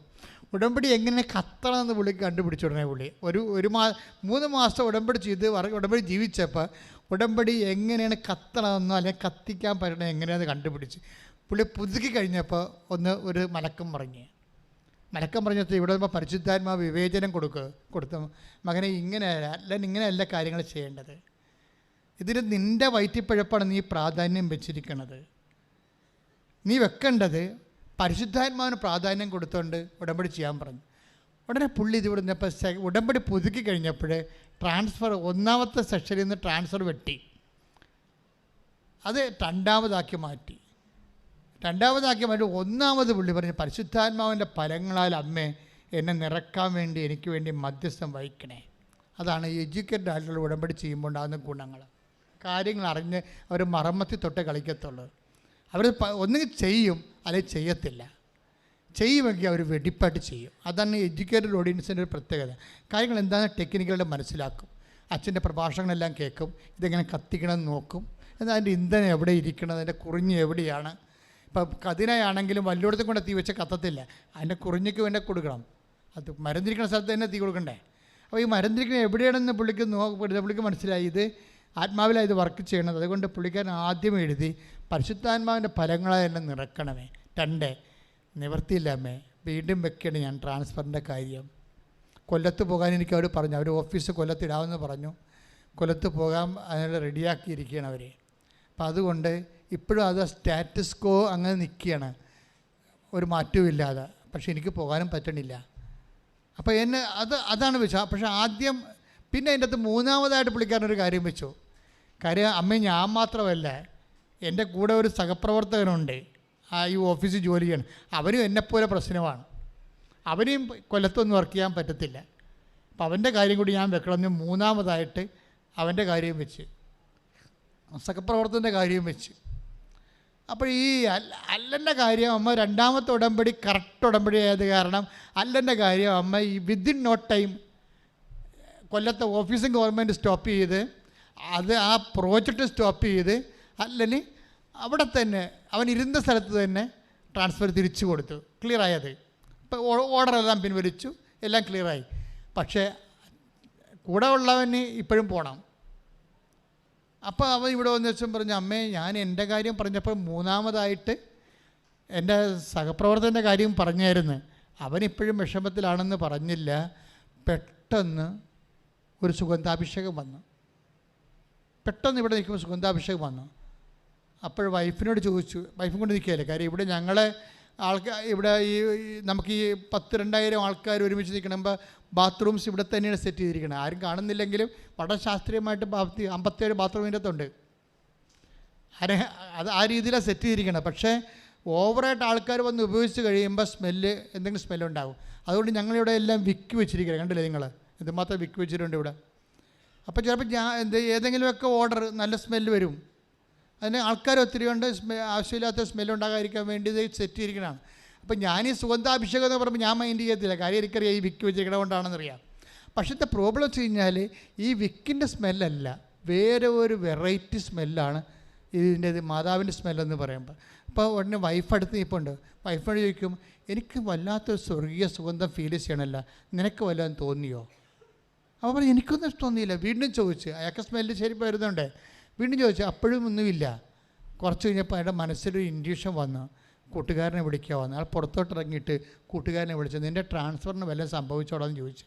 അപ്പോൾ പറഞ്ഞു എൻ്റെ ട്രാൻസ്ഫർ ക്യാൻസലാക്കിയെന്ന് പറഞ്ഞു. ഇതാണ് സംഭവം. അതാണ് പ്രസൻസ് എന്ന് പറയണത്. ഇതിങ്ങനെ ഇയർ ടു ഇയർ കേൾക്കുകയാണ് കാര്യങ്ങൾ. നമ്മൾ സത്യസന്ധമായിട്ടൊന്ന് നിന്നാൽ മതി. നമ്മുടെ ഈ മലയാളിയുടെ ജനിതകമായി ഉടായ്പില്ലേ, ആ സാധനം മാറ്റിയ ഉടമ്പടി വർക്കൗട്ട് ചെയ്യും. അത് കൃത്യമാണ്. മലയാളിക്ക് എങ്ങനെയാ ചിലർക്ക് ഗേറ്റ് തുറന്നു കിടന്നാലും അതിൽ ചാടിയിലേ വരത്തുള്ളൂ. അവരെന്തെങ്കിലും തരത്തിൽ കുറക്കാൻ പറ്റുമോ എന്ന് നോക്കും. ഇത് 10 പത്രമെങ്കിലും അടുത്ത ആഴ്ച കൊടുത്താൽ മതിയാന്ന് ചിന്തിക്കും. ഇപ്പം പണ്ട് ഈ ജഗതിയൊക്കെ കളിച്ച പോലെ വൈകിട്ടായാൽ വല്ല കുഴപ്പമുണ്ടാന്ന് ചോദിക്കത്തില്ലേ, അതുപോലെ മലയാളി ചോദിക്കും, കൈനീട്ടവേ വൈകിട്ടായാൽ വല്ല കുഴപ്പമുണ്ടാന്ന് എന്ന് പറയും. 10 പത്രം മാർച്ച് അവസാനം കൊടുത്താൽ മതിയാന്ന് ചോദിച്ചാൽ ഇത് കത്തുകയില്ല, നനഞ്ഞ പടക്കം പോലെ ഉടമ്പടി. എന്താ കാര്യം? ഇതിനൊരു ലിമിറ്റഡ് ഒരു സ്പീഡുണ്ട്. അത് നിങ്ങളുടെ സ്പിരിച്വൽ എന്തൂസിയാസത്തിൻ്റെ ഭാഗമാണ്. വെച്ച് കഴിഞ്ഞാൽ അതാണ് കർത്താവിൻ്റെ പുനരുദ്ധാനത്തിനാണ് സാക്ഷ്യം വഹിക്കുന്നത്. നിങ്ങൾ പത്രം കൊടുത്തു, രോഗിയെ കണ്ടു, രോഗിയെ കണ്ടാകുമ്പോൾ തന്നെ ഈശോ എന്താ പറഞ്ഞിരിക്കണമെന്ന് വെച്ചാൽ ഞാൻ രോഗിയാണെന്നല്ല പറഞ്ഞിരിക്കണത്, അല്ലേ? അവിടെ വേറെ നിങ്ങളുടെ അയൽവാസിയാണ്, ചിലപ്പോൾ ജന്മത്ത് ആദ്യമായിട്ടും കാണുന്ന രോഗിയാണ്. അതുകൊണ്ട് നിങ്ങൾ ചിലപ്പോൾ ജന്മിത്തം കളിക്കും. എന്നാൽ കിടക്കട്ടെ, എൻ്റെ കയ്യിൽ നിന്നൊരു 50 രൂപ. അപ്പോൾ നിങ്ങൾ ജന്മിയുമായി അയാൾ കുടിയാനുമായി. അപ്പോൾ ഇങ്ങനെയുള്ള ജന്മി കുടിയാൻ വ്യവസ്ഥിതി നിങ്ങൾക്ക് ഇത്തിരി പൈസ എന്തെങ്കിലും ഇത്തിരി മേൽക്കൈ കിട്ടിയാൽ പിന്നെ അപ്പത്തിന് നിങ്ങൾ കോളർ പൊക്കും.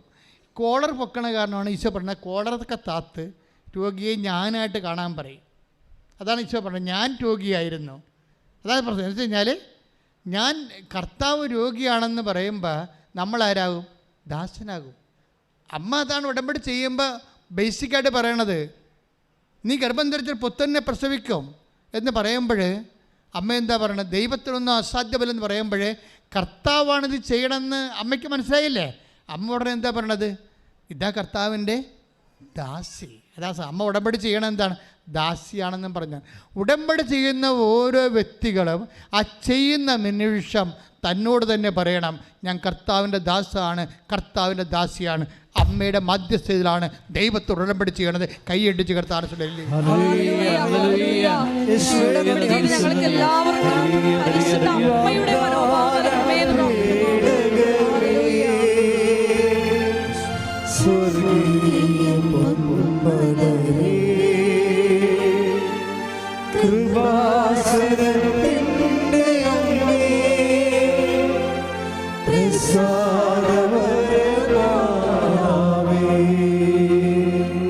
കല്ലൻ്റെ സാക്ഷ്യം എന്തുകൊണ്ടാണ് പെട്ടെന്ന് വർക്ക് ചെയ്യണത്? ഇവന് പരിശുദ്ധാത്മാവിൻ്റെ ഫലങ്ങൾ കിട്ടിയ ഉടനെ, പരിശുദ്ധാത്മാ ഫലം എന്താണ്? സ്നേഹമാണ്, അല്ലേ? സ്നേഹമാണ്. അതുകൊണ്ടാണല്ലോ അവൻ രക്ഷപ്പെടാത്തതിൽ ഇവന് സങ്കടം വന്നത്.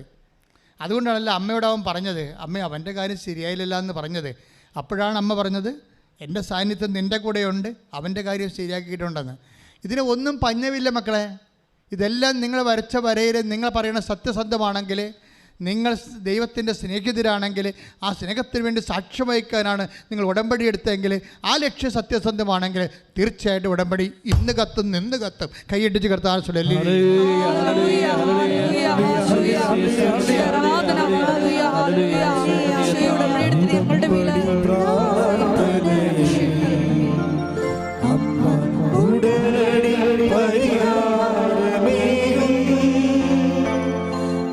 ഉടമ്പടി പ്രാർത്ഥന അമ്മ ഉടനടി പരിഹാരമേകും അവൻ പറയുന്നത് ചെയ്തിടും ജീവിതം ധന്യമായി തീർന്നിടും അവൻ പറയുന്നത് ചെയ്തിടും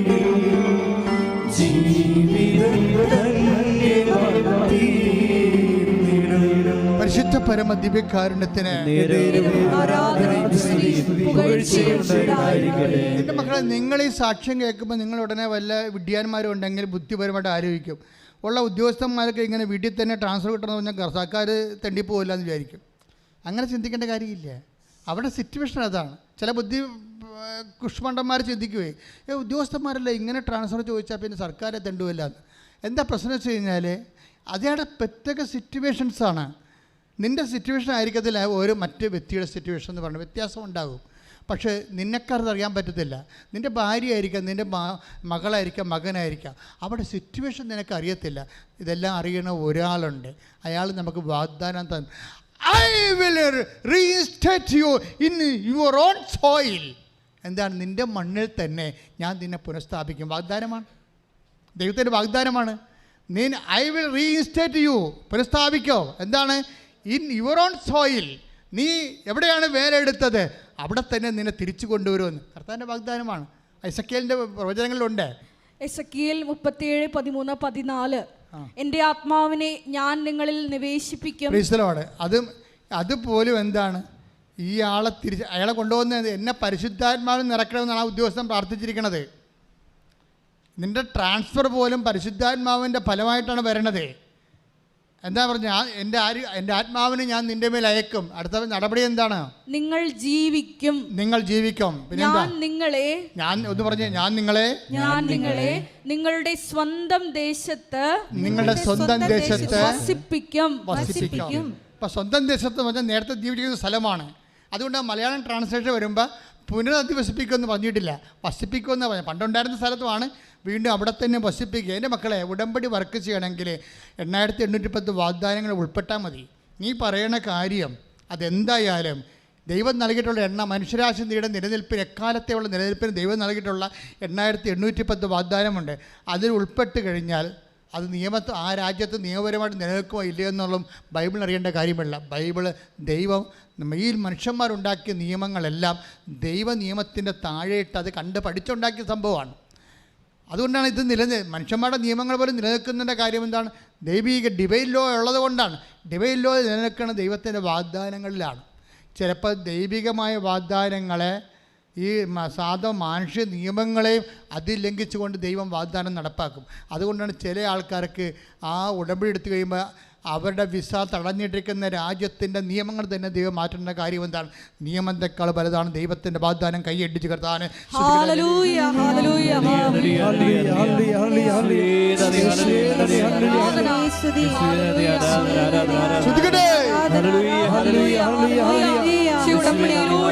രാജ്യത്തിന്റെ നിയമങ്ങൾ വരെ മാറ്റി ഞങ്ങളെ പുനരധിവസിപ്പിക്കുന്ന സ്നേഹത്തിന് നന്ദി പറയുന്നു. ചെയ്തവൻ വാക്കുമാറുമോ? ഇല്ല ഇല്ല, ഒരിക്കലും ഇല്ല ഇല്ല, ഒരിക്കലും വാക്കുമാറുകില്ല. വാഗ്ദത്തം ചെയ്തവൻ വാക്കുമാറുമോ?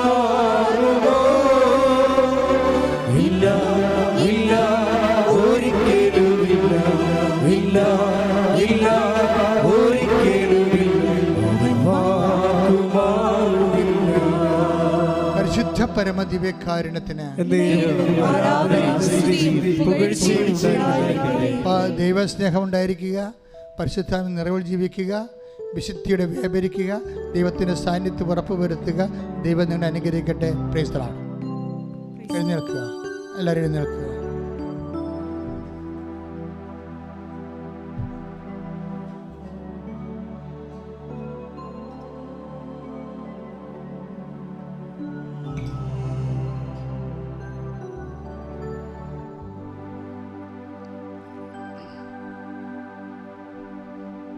രോഗസൗഖ്യ പ്രാർത്ഥന.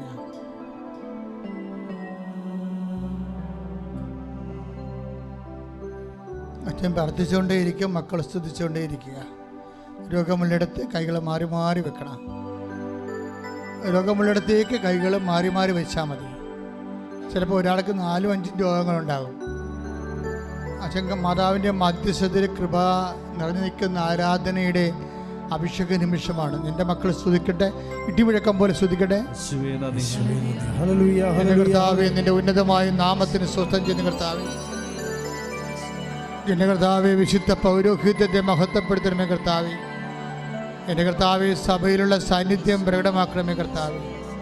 36 കൊല്ലം ഞാൻ അർപ്പിച്ച കൃപാനയുടെ യോഗ്യതയാൽ കൃപാസ്ഥാനത്താറെ ജീവനോടെ പ്രത്യക്ഷപ്പെട്ട മാതാവിൻ്റെ മാധ്യസ്ഥത്തിലെ മാരകരോഗങ്ങൾ, തീരാവേദികൾ ദൈവനാമത്തിൽ മാറിപ്പോകട്ടെ എന്ന് പ്രാർത്ഥിക്കുന്നു കർത്താവിൻ്റെ ശക്തി. കർത്താവ് നടുവേദനക്കാരെ സമർപ്പിച്ച് പ്രാർത്ഥിക്കുന്നു കർത്താവ്. നടുവേദനയ്ക്കുന്ന കർത്താവ് കിഡ്നി രോഗികളെ സമർപ്പിച്ച് പ്രാർത്ഥിക്കുന്നു കർത്താവ്.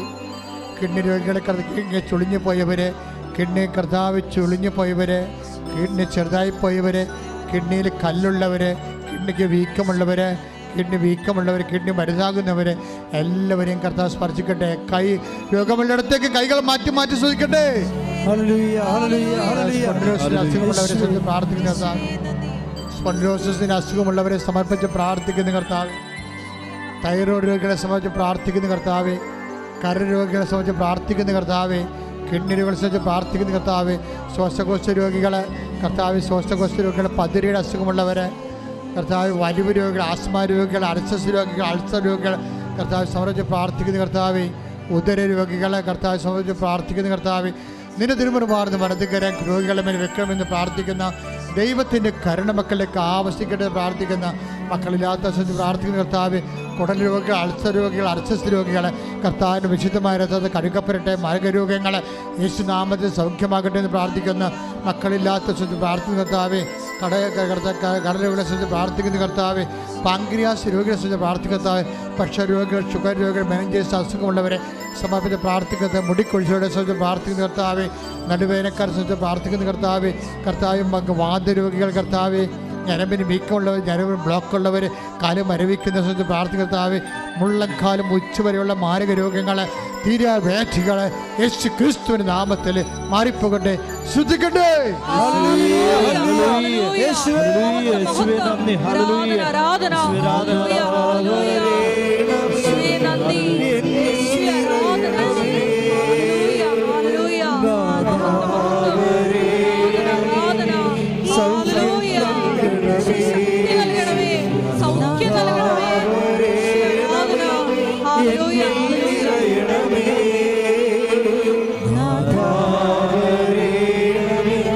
സൗഖ്യം നൽകണമേ,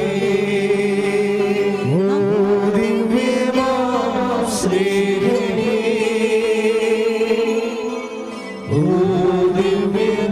ദിവ്യകാരുണ്യമേ,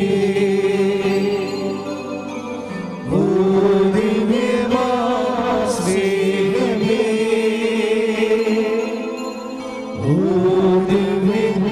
ദിവ്യകാരുണ്യമേ. പരിശുദ്ധ പരമദിവ്യകാരുണ്യത്തിന് എൻ്റെ പ്രിയപ്പെട്ടവരെ, ജോലി ഇല്ലാത്തവരെ, ഇപ്പോൾ പ്രാർത്ഥിക്കാൻ പോകുന്ന ആരാധനയ്ക്ക് സമർപ്പിക്കാൻ പോകുന്ന വിഷയങ്ങളാണ്. നിങ്ങൾ വിശ്വസിക്കുമെങ്കിൽ ഈ വിഷയത്തിന് ഈ മാസം തന്നെ സാക്ഷ്യം പറയാൻ ദൈവം നിങ്ങളെ അനുവദിക്കും. അല്ലെങ്കിൽ ഈ ഉടമ്പടി കാലഘട്ടത്തിൽ ജോലിയില്ലാത്തവർക്ക് വേണ്ടി പ്രാർത്ഥിക്കുന്ന സമയമാണ്. വീടില്ലാത്തവര്, വീട് സ്ഥലവും വഴിയുമില്ലാത്തവര്, വാടക താമസിക്കുന്നവര്, ഈ ആഴ്ചയിൽ ഈ മാസത്തിൽ ഇന്റർവ്യൂ അറ്റൻഡ് ചെയ്യാൻ പോകുന്നവര്, ഈ ആഴ്ചയിൽ ട്രാൻസ്ഫറിന് വേണ്ടി ശ്രമിക്കുന്നവര്, ഈ ആഴ്ചയിൽ പരീക്ഷ എഴുതിക്കൊണ്ടിരിക്കുന്ന മക്കള്, പുതിയ SLCക്കാർ പരീക്ഷ എഴുതാൻ പോകുന്നവര്, അവരുടെ മാതാപിതാക്കന്മാരെ ഈ സമയം ആരാധനയിൽ കുഞ്ഞുങ്ങളെ സമർപ്പിച്ചുകൊണ്ട് പ്രാർത്ഥിക്കട്ടെ. ഈ ആഴ്ചയിൽ ഡിഗ്രി പരീക്ഷ എഴുതാൻ പോകുന്നവര്,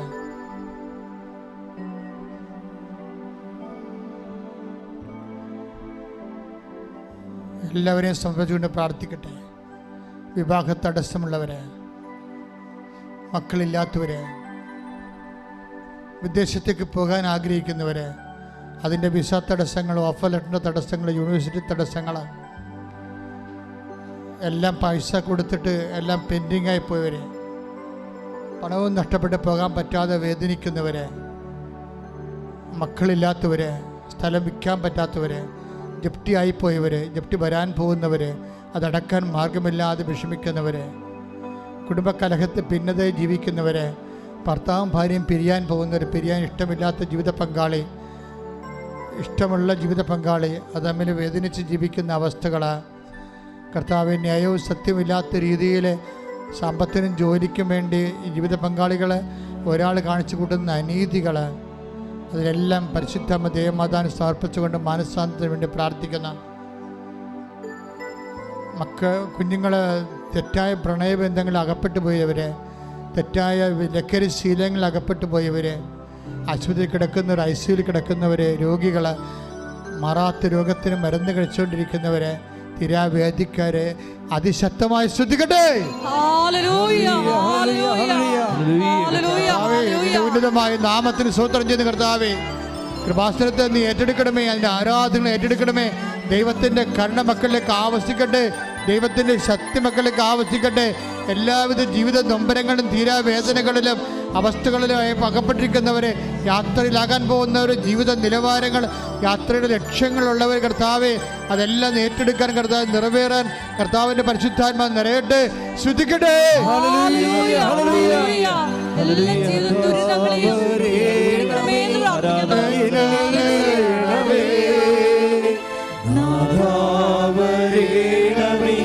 സൗഖ്യം നൽകണമേ, നാഥാവരേണമേ,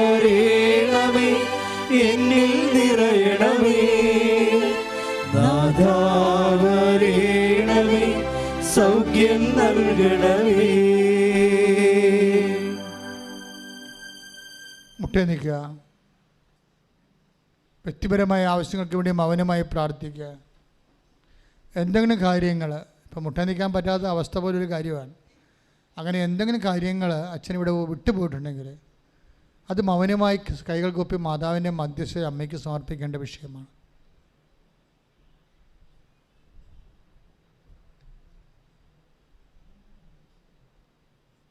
എല്ലാവരും മുട്ടുകുത്തുക. സമാപന ആശീർവാദം.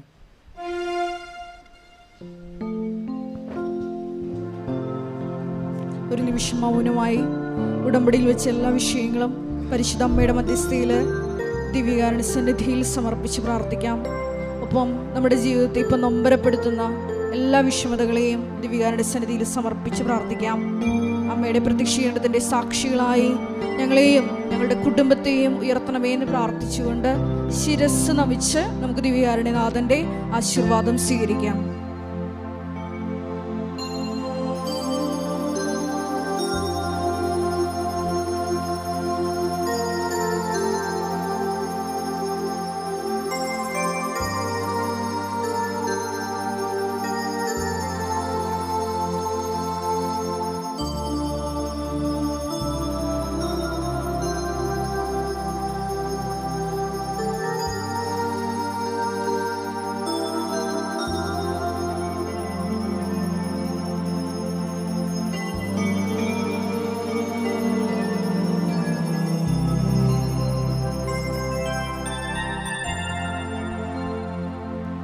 പരിശുദ്ധ പരമ ദിവ്യകാരുണ്യമേ,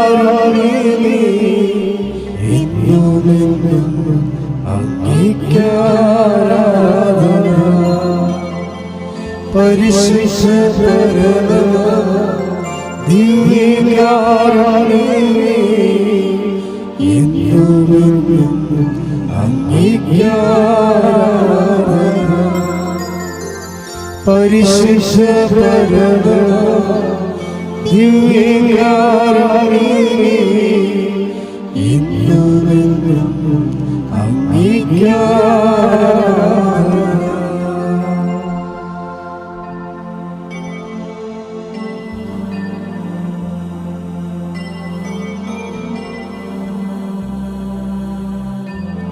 ആവേ Ave Maria, Ave